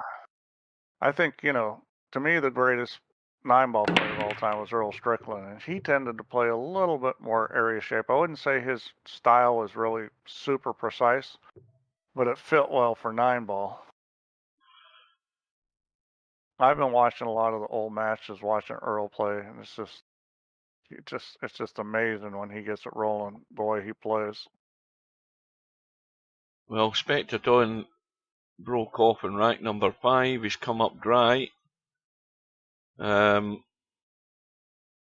to get up top table off this one, which he can do to get behind the 2. Oh, he's going to run into it. In fact, he's going to do everything wrong there. He's missed the pot, and he's run down on top of the 2. That was time to perform. Now, I would always go forward on this, I think, but he probably won't. I'd probably play it rail first because it's easy to get to the 2. He's probably going to draw this, which I wouldn't do. I'd go rail first and let it go around. Uh-oh. He's going to be... He's okay. Oh, he's got a pot still. He just needs to shoot a little kill shot. He's fine. Oh, you're kidding me on, Bill. He's just forfeited Cobra. Well, I knew it was coming. But you're right enough. The point is he should have done it a lot sooner. Yeah, He thinks he's making a statement after having his little rant in the lobby by forfeiting. He thinks that's... He thinks he had a chance to win against Cobra on tighter pockets, and that wasn't going to happen. He had 2 chances. That's what he had. I won't tell you what they are. I think the score would actually be closer for him on the normal pockets than on the narrow ones. I think on the narrow ones he's going to lose by more. I mean, Cobra Pot's ball is a lot better than Wanwa does. Right, so let's have a look at this 7 and 8. That's not a problem. It's like these guys that come to the golf course and like they always want to play the blue tees or the back tees, and they get up there and you know they're shooting 105, but they're playing those tees. Yeah, but they can't get the ball off the actual. It's like they're not a man if they have to move up to a tee box that's shorter yardage. Yeah, and some of them are struggling to get to the fairway off the black tees. Yeah, as a...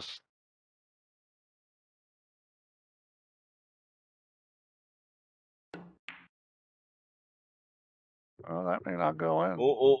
When does this? What do you call it? Start? Is it started or is it next week?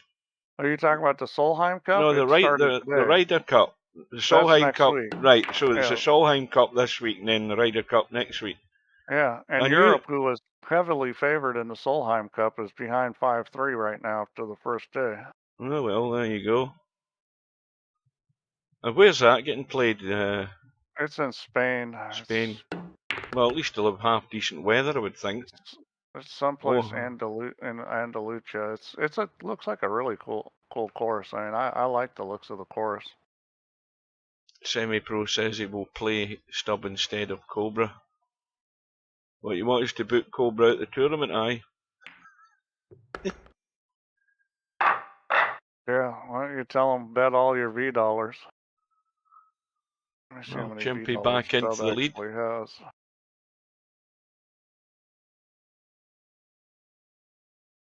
So, REELPOLANDPOWER, he has 11,816 V dollars. So, tell him to bet 10,000 semi. Right, so 5 ball and 7 balls gone. Shot in the 1. This is going to be tricky. Not the 1 ball, the 2 ball. That 2 ball does go past the 6 and 3. Well, you're going to have to buy some more V dollars to pay that bet off, Semi. Well, this is not where you want to be shooting it from, though. Yeah, I know he won't play because he's going to do all this talking, then he ain't going to play. It's like, you know, very nitty. You know, if you don't want to play, then don't do all the talking. That's really, you know, what it comes down to. I tell you what, a pool room is not a good place to come in with a big mouth and start talking because guys will hop up and throw a lot of money at you. There's plenty of guys that will get up and play. No, that's just, to me, that was the sensible shot if he doesn't spin out and leave a cut on, though. I don't know. Well, this is close whether he can make this. The thing is, if you're cutting this... Safety's easy. The shot here is just to put him on the 6 ball. Yeah, just stun it just in roll behind. It with a, no, don't stun it. Roll it with a touch of English and put it on the 6. You roll it dead weight. If you don't get there, you can leave a shot in the 2, though. Oh, this is an easy shot to get there. And this shot's 100%er. I would be tucking the cue ball behind the 3 ball.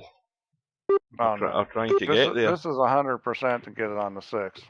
Maybe not for Spectre Don because he doesn't play safe ball. He has got there. But any good player is going to put it.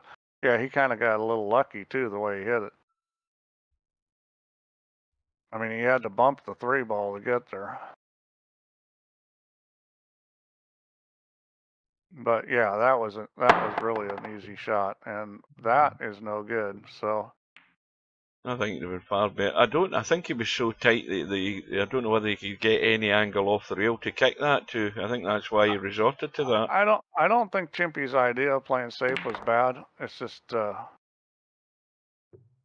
had to be a little careful there because even if you got the snooker, you know, if you left him a kick off the rail with the 2 ball that close to the rail, you could do a kick and stop shot. Well, this match... oh boy, he just came up short on that ball. He left himself short. This is going all the way, written all over it, even this early in the match. I mean, he just made it way harder. He doesn't roll short. It's a dink, dink, dink. Well, you've got to miss the right side pocket, top side, and come back out for the 6 into the bottom right. That looks like the line he's going to take. He's not going to go in the side pocket, but the speed here is critical. And that's pretty good. Well, he's gone a wee bit more, but now is he going to bump into this 9? That's fine. You can hit the 9. It doesn't matter. I mean, actually, it's probably preferable. You just got to watch coming off the 9 and scratching on the other side. The thing is you didn't want to leave that short of the 6. Being a little bit far is much preferable, and that's the smart thing to do is make sure you don't leave it short. Well, he's well away from it. Yeah, the only problem there is, you know, now he's gonna. It's a little trickier getting on the 9. And you hit it good. That's perfect. I think now we're back all square again, 3 apiece. Yeah, and this is an even game. There's no weight in this game. So right, number 7. Yeah, Stubb just wants to talk. He's good break, but no joy. I'm calling out Cobra for race to 100. I'll call him out. Call him out for the 10,000 V dollars. I think Cobra would probably play him. He'd have to be really crazy not to. Well, Chimpy has got them all there.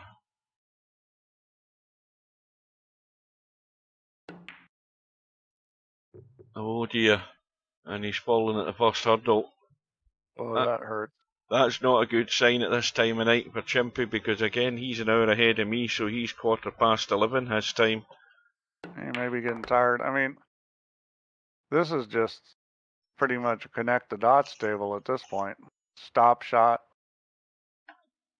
back it up. He went forward there. And, you know, he went that side because if you go around behind the 3, you could always end up running in between the 8 and the 6 and doing something daft like that.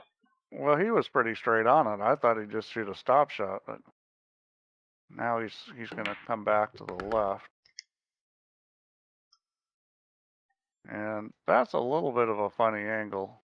He's going to have to draw this past the 9 ball. This is a little bit of a touchy shot. Yeah, hit it good. All right. This is where you just got to play with the middle of the table and take the cut on the 6. You don't want to get too good on it. You're just going to draw this back and take the cut. You can be a little to one side. Yeah, that's perfect. I mean, that's the shot you have to play for there. I see guys try to get too perfect all the time. Spectre Don, you know, he understands how to play area position. That's why he wins so much. He's very good at playing area position, and that's what 9 ball calls for. Oh, he's gone to no man's land here. And as soon as I say that, he puts it on the 50-yard line. Yeah, this is what we call the 50-yard line here. He's in between the side and the corner pocket. But he should still make this. He's just got to decide. It's a little close to the scratch. Yeah, I think going into the side pocket is not going to scratch, but going into the corner pocket, he certainly. Yeah, I don't think he's going to scratch this way. He may draw this. That's what he decides to do. He's going to roll it. Well, you've got to watch that clock. I thought he might do that. That was well played. Yeah, that's probably what I would have done there. I like going forward, but that was a little funny.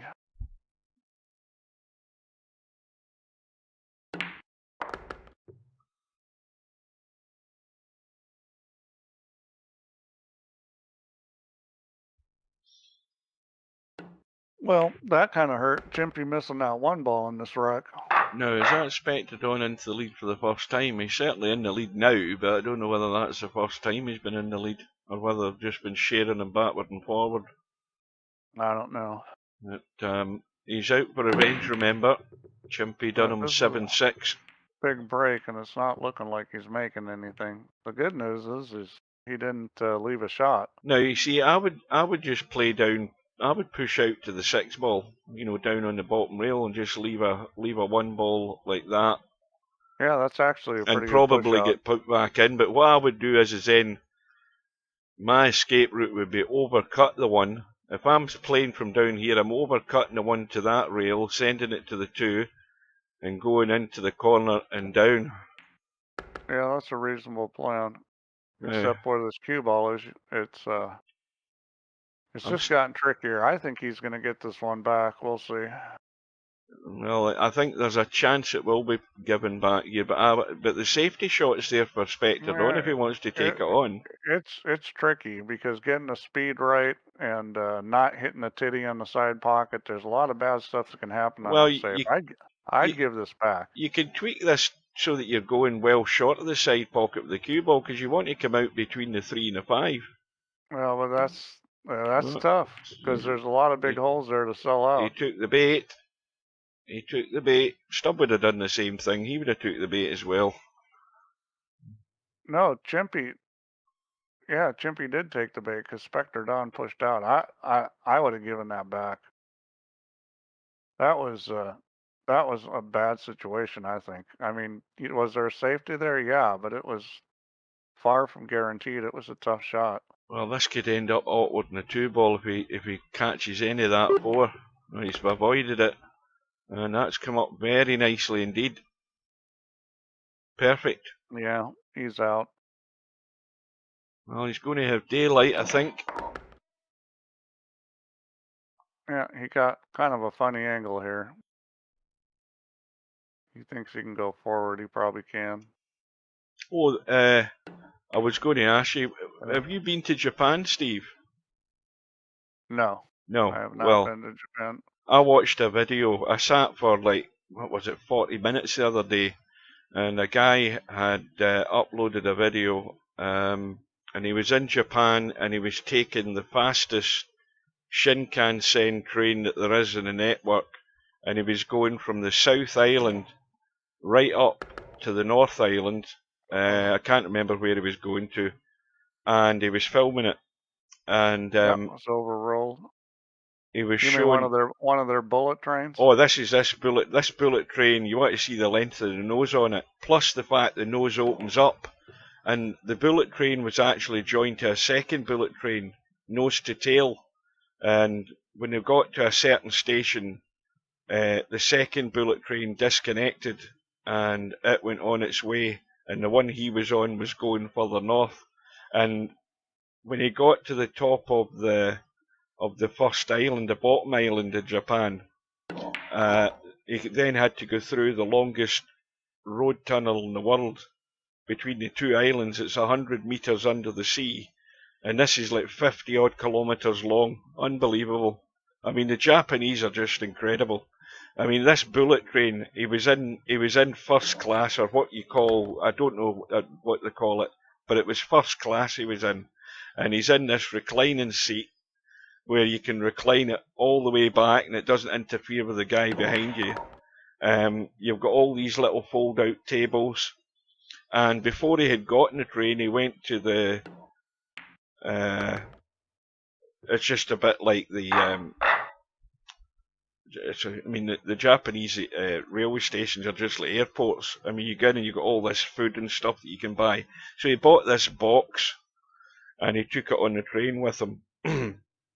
And you, as part of your deal, you get a free meal anyway on the train, and they brought this beef thing and it looked lovely with probably brutally hot dipping sauce and stuff like that they had. So he'd ate that as one of his meals. But then this box that he'd bought in the store, you take it out and you sit it in your plate, and then you pull the string in the box, and then your dinner heats up. I mean, only the Japanese could invent that. And he waited 5 minutes, and then he takes the lid off the box, and he's got all of this, oh, I don't know what it was. It wasn't sushi. It was some other sort of meat thing, and it looked beautiful, and steam was rising off it. So it's got like a chemical pack underneath the food, and you pull that string, and that then creates a chemical reaction, and it heats up your food. And everything in Japan, the stations it was in, absolutely immaculate. Yeah, they're pretty picky about cleanliness there. Their markets and stuff, their produce, I mean, it's just, all of it's just like perfect. Yeah, and the announcer on the train, there was loads of announcements on the train, most of them in Japanese, but they did do English translations, because they've got this thing in Japan about mobile phones. If you want to use your mobile phone, you need to get out the carriage and go to the in between the carriages. They don't want you using your phone sitting in your seat. But every station, absolutely immaculate. Every dispenser or machine that he went to, spotless and all working 100%. He showed you the bathroom in the train. It was spotless. This is a bathroom you'd want to sit on. I mean, immaculate looking. Not a bit of litter in the streets. Nothing. Uh-oh. But the only downside to Japan is everything's a bloody fortune. It's expensive. Oh yeah, it's very expensive there. Well, Spectre Don should have been up 5-3, but he really screwed up the shape from the 4 to the 5. Then he missed the 5, and it cost them. That's a 2-game swing on that mistake. No surprise, it's going all the way. Right, well, he doesn't do it. I mean, I don't think he can avoid doing anything crazy here. He's going to catch this 7 and 8, but is he going to get lucky and come up the table for the 3? I don't think he's going to hit. You don't think so? Or is he going to deliberately do that, though? Is he going to drag down and try and cut this and catch them? Still go up table? I would try to miss him. It's close, but I don't. If he does hit the 8, it'll be after it hits the rail, and I think it'll still come out okay. It might catch a little of the 8. He's just going to roll this. He could be just trying to just thin it and cut it as thin as he can to cut it so that he doesn't catch any of this 8 and get out. Well, if he catches it thin, he's not going to hit it for sure. That's well played. So yeah, In that case, he then should be out. Yeah, but where is the 6 ball? So he's got to get from that 6, and he's. I can't see any way he's going to play this 7 where he's not going to be bumping 8. It doesn't go past 8 the other way, so he's got to go. He's got to go on the narrower side here. The good thing though is you just try to pull the cue ball all the way down on the end rail. Yeah, yeah. And you know, you can't snooker yourself, and you know it's. But you can go too far. This is not good though. He's going to have to play the 6 up in the corner. He's going to roll forward here, and then he needs to get pretty straight on the 6, and that's pretty good there. So he needs to put a little bit of English on it. He's going to have to put some right English on this because he didn't get quite straight enough. Yeah, I was just wanting to. Well, that's no good speed-wise. Well, he needs to crank that over. Well, now he's definitely going to hit the 8. Well, it's going to be a double kiss, isn't it? And that 8 ball will be stuck there. It's probably going to double kiss. It should squirt towards the corner pocket. It'll squirt towards the corner. He needs a roll here. Well, he's caught it half ball, sort of, and everything's good. Yeah, it didn't really double kiss.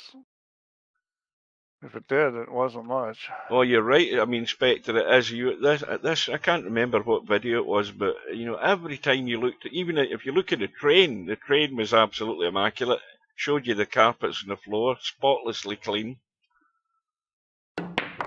Says you've seen the Chinese rail? Yeah, unfortunately I did. I ended up getting lost in China at the rail station. Wasn't sure what to get on. Was like trying to ask somebody, and nobody spoke English. It was one of those kind of trips.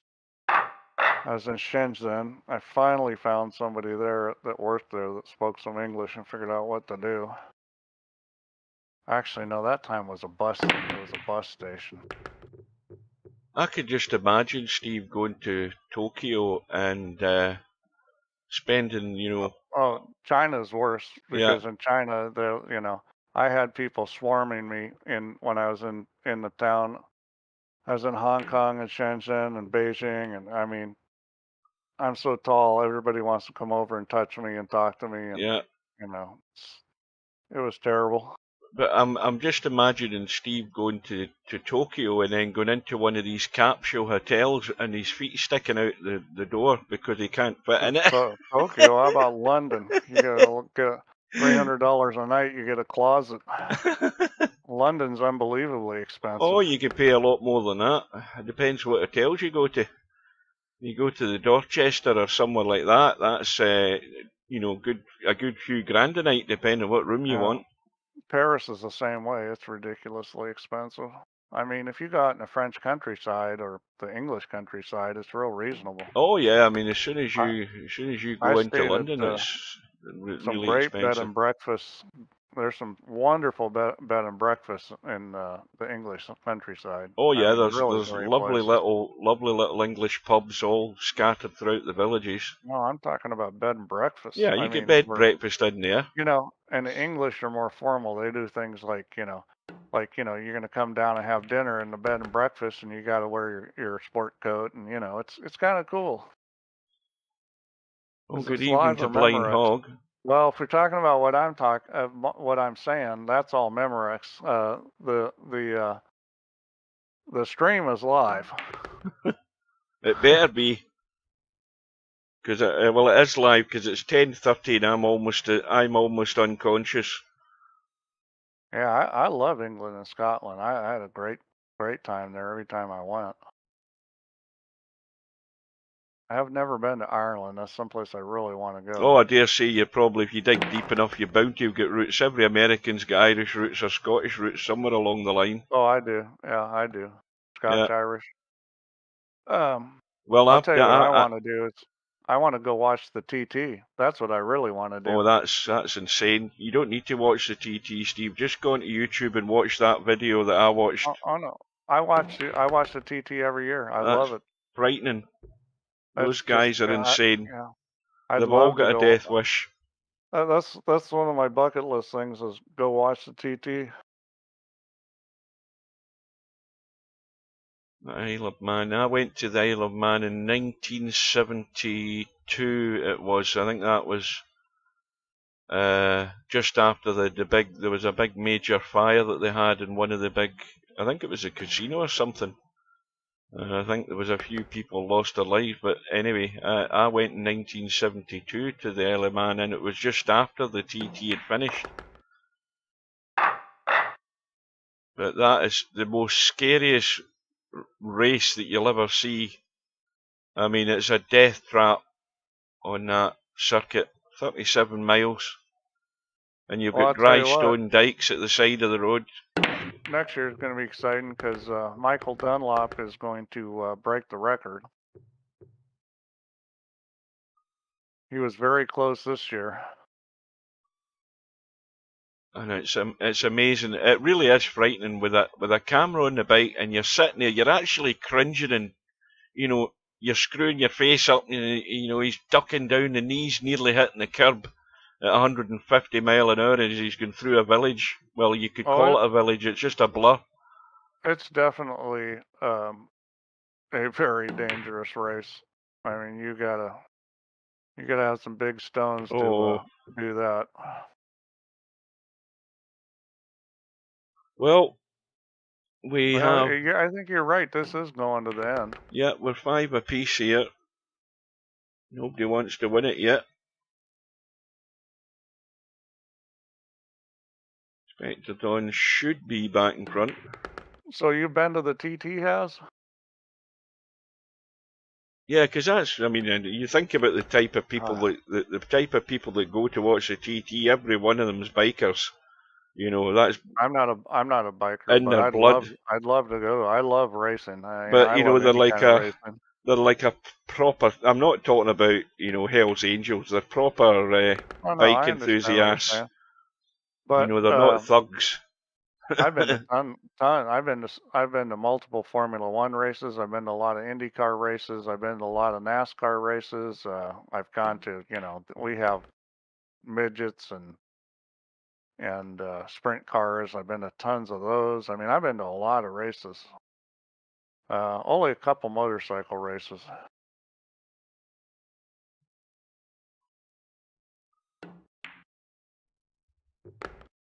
Yeah, I mean, I really want to go see the TT.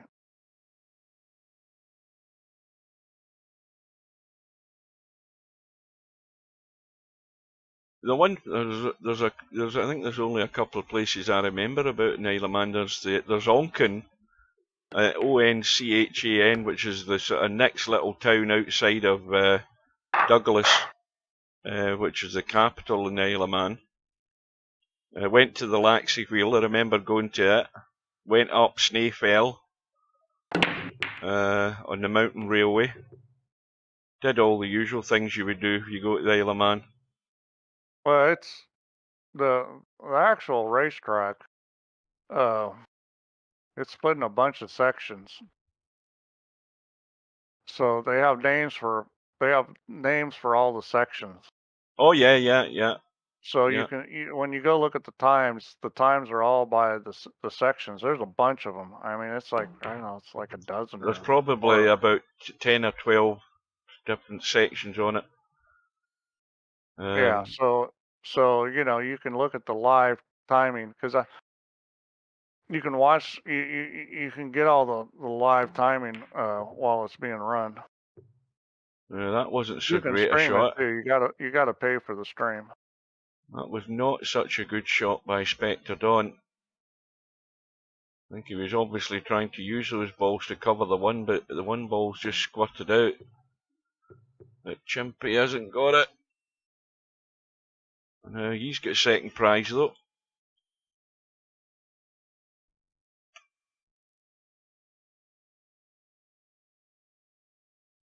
Well, the Isle of Man TT, when you're talking about your mate has got a marquee, that just sounds like a big barbecue and beer fest to me. Is that not correct, Haz? I'm just making a sort of random guess, but I'm pretty much certain it's a big barbecue beer festival with some bikes flying past at 200 miles an hour occasionally. It's an excuse for a feed and a booze up.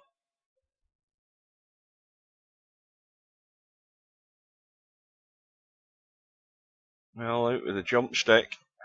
Yeah, it's just a crazy race. It's so dangerous. You know, it reminds me of old Formula One. You know, if you Oh, look at Formula One Formula was. One back in the 50s and 60s and Well, 70s, I mean, people just died all the time. there's YouTube videos on there from the Nordschleife when they used to do the Formula One round the full circuit, and you want to see what the circuit looked like then. Yeah, You know, I mean, it was just a country road. Formula One, you know, is pretty safe nowadays, but back then it was Well, super dangerous, and the TT is really still like that. Yeah, the TTs. I mean, they've got padding around the telegraph poles and things like that, but there are dry stone dikes at the side of the road, and you're going round corners at 180 No, miles an hour, and you know that bike yeah, just slips you dead. Forget it. it's if You're you go dead. off the road, you go off the road at the speeds they're running, and you know it's. I mean, people survive accidents, but it's never good Here at we that go. speed. Here we go again. Here we go again. Yeah, see what he wants is he wants someone else to put up the money. That's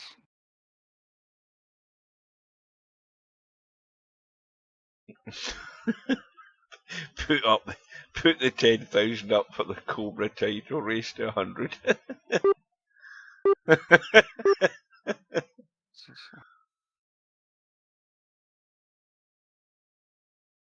okay. I'll put it up. All right, Cobra. If you're still on, you got a game. He's full of crap because you know. As soon as you say yes, he's not going to do it. He's going to run for cover.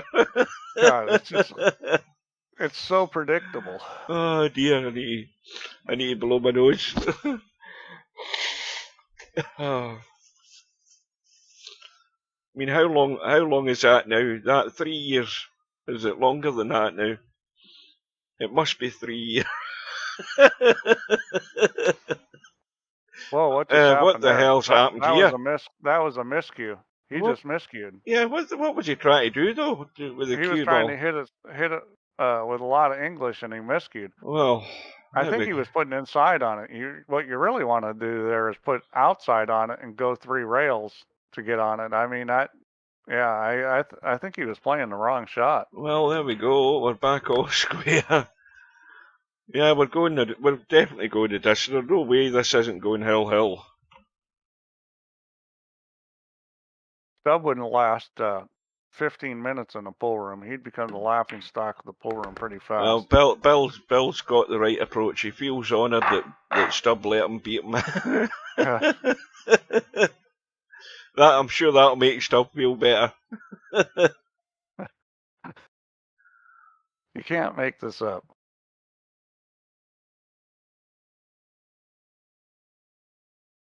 Well, Chimpy breaks off in rack number 13. And, well, we're not going to get to 4 hours, but we're trying our best to get to 4 hours for this tournament tonight. 3 hours 40 minutes. Is he taking a break? Why are you muting him for only 15 minutes? Because this thing will be done in 15 minutes.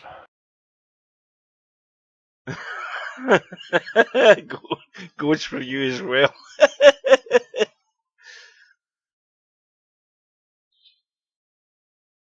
Well, obviously, Chimpy's got a nose hair out of place. Oh, dry. Oh, wait a minute. 5-ball decided to go in at the last second. Yeah, well, this shot's no bargain. I mean, I'd probably be playing safe here.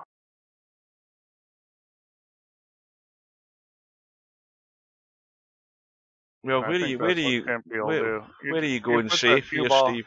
You put the cue ball right what he's doing. He just didn't hit it hard enough. That was the right shot. He'd hit a little harder and try to use the 8-ball. Well, he's okay though, because he's not left anything on. It was the right idea. Well, he's going to get saved here. This is where well, that's the wrong way to go. He should have gone the other way. Well, I I'll would have take gone that. the I'll other take way and that trying to though. get him on the 9, but he hit it good. I mean, That's, I think he might have left the edge though. yep, he has left Al- it. Just Although an edge. this isn't, this is tricky. You got to Right. hit this one really thin. Yeah, he certainly doesn't want to catch this thick because he'll bring it into play if he does. And Oh, that's and he hit well it done. beautifully. That's well done. Where's the cue ball going? Oh, disaster. It was well done till he did that. But Boy, that's brutal. he's actually, well, he's left the billiard on. He can play this. He can play this billiard shot, and you know, you let the cue ball. You know, what's he gonna do? This is a little tricky because coming up with a shot on the 1 after you play the billiard, you got to hit it real Oh, thin. can he get the cue ball in there? Oh, he's gonna No, play he's just... safe. He's gonna play safe.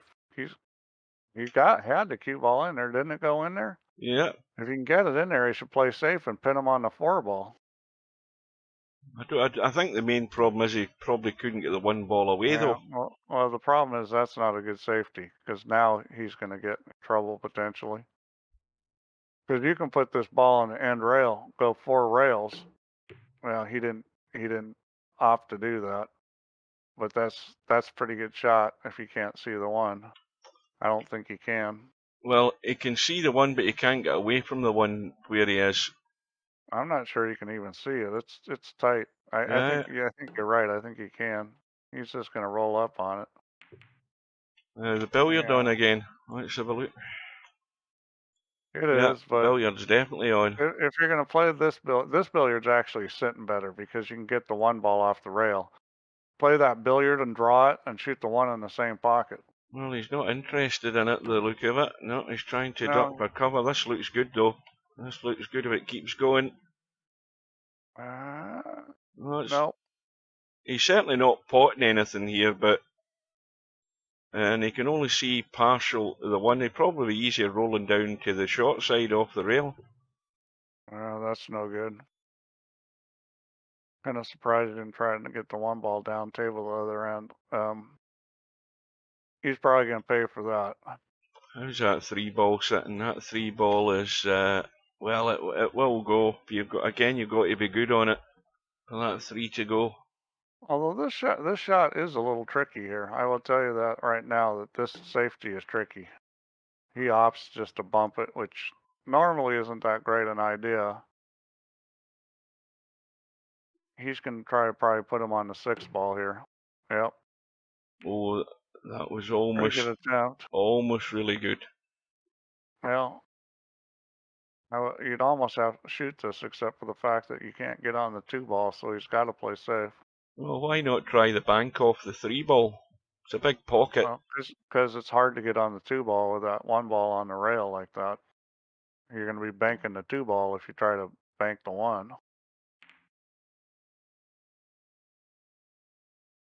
Well, just draw and double kiss it and come back the way.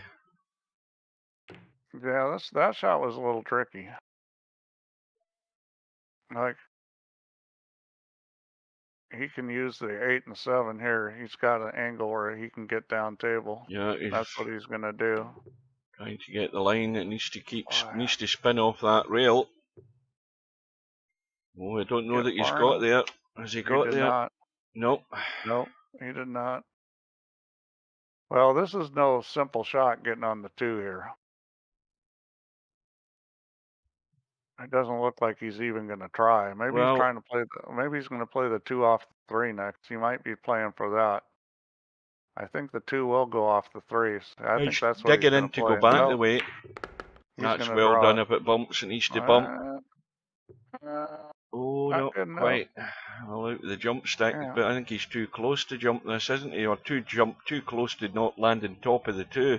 I think he could have played it so he played the 2 off the 3 and just gone forward to the other side of the 2. Now he's got trouble because he can't see any of the 2, I don't think.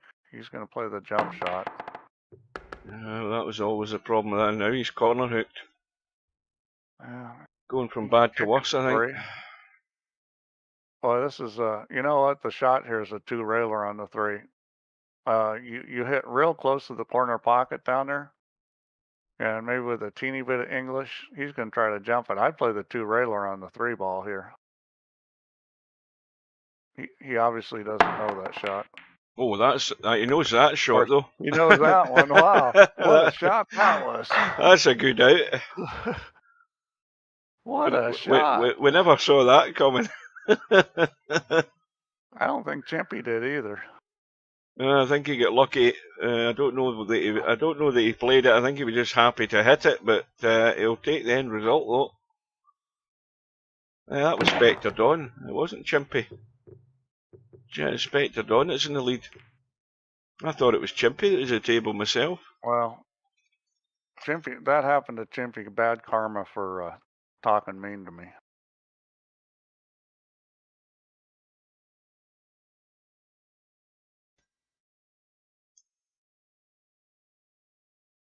Thin cut in the one. Or you can play the bank, play it off the rail into the 4. Yeah, big pocket off the back of the 4. Yeah. Well, maybe not looking at it at that angle though.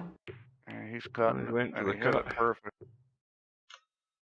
Well, that should be a winner here. He should get out on this rack. Well, he should be on the hill. You don't want to make a mistake of soft drawing this. You want to go 2 rails around the corner. And that's what he's doing. That's the right shot. Is modified cars not a thing that sort of... I noticed that Semi-Pro said, I don't know when he said it, maybe quite a while ago, he said he's into modified cars, but is that not a popular thing in the States? No, tremendously popular. Yeah, I thought that. It's a huge business there. You buy a car and then you end up with a thing that looks like a tank by the time you're finished. I've had a few highly modified cars.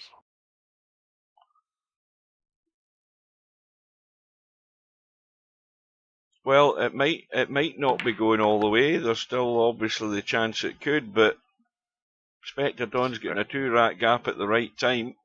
He's got a 2-rack gap, plus he's braking, so it could be over as 9-6. And the thing is, if Chimpy does hang in there, it will go to 4 hours this tournament tonight. Yeah, then the only question is Chimpy going to pull a stub and blame losing on me, or you, or Dub, or somebody else? Well, he's now at the point of no return. Can't do anything till he gets to the table, though. And the ball has gone in. And Spectre Dawn is plumbing the 1. Or is he? Well, he can cut it into the side and he can get a nice angle to run out for the 2 into the other corner. It's a thin cut though. It's a lot. It's tight. He's got it though. He's perfect. Well, it's hasta la vista.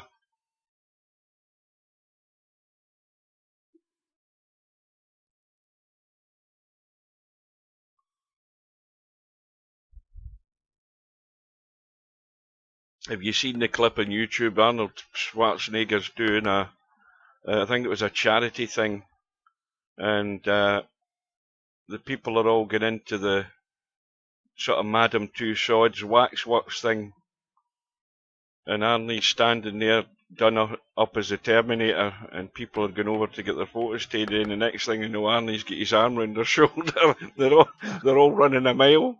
They're freaking out. Yep. I mean, you seen him in getting the makeup on. He was getting the makeup all put on, you know, and he's standing. Oh, and one of the women said, "Oh, he looks real." I tell you what, I bet Arnie would be a fun guy to have a beer with. Yeah, he's. You know, there was lots of people were running a mile as soon as he came to life. Yeah,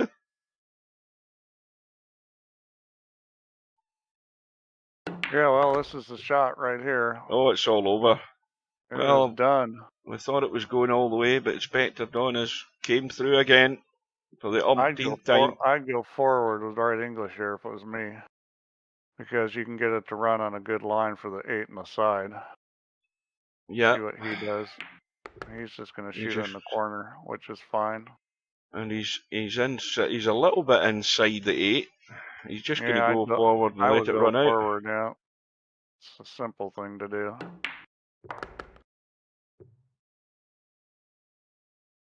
Well, it's thank you and good night time, chaps. Thanks for joining for the matches. Thanks to Steve for his company. Well done to Spectre Don again. Well done to Chimpy for getting there, but Spectre Don is getting revenge at the right time. And well done to Stub for losing to Bill on purpose. Yeah, that's the best bit of charity he's done for a long time against Stub. So more good matches to come in this tournament. We'll need to keep our eye out on them. But that is it. I'm off to bed. I'm up at 4, back to work. Yep. And we'll see you again soon. See you later, Steve. Thanks Thanks good again. night, guys. And good night.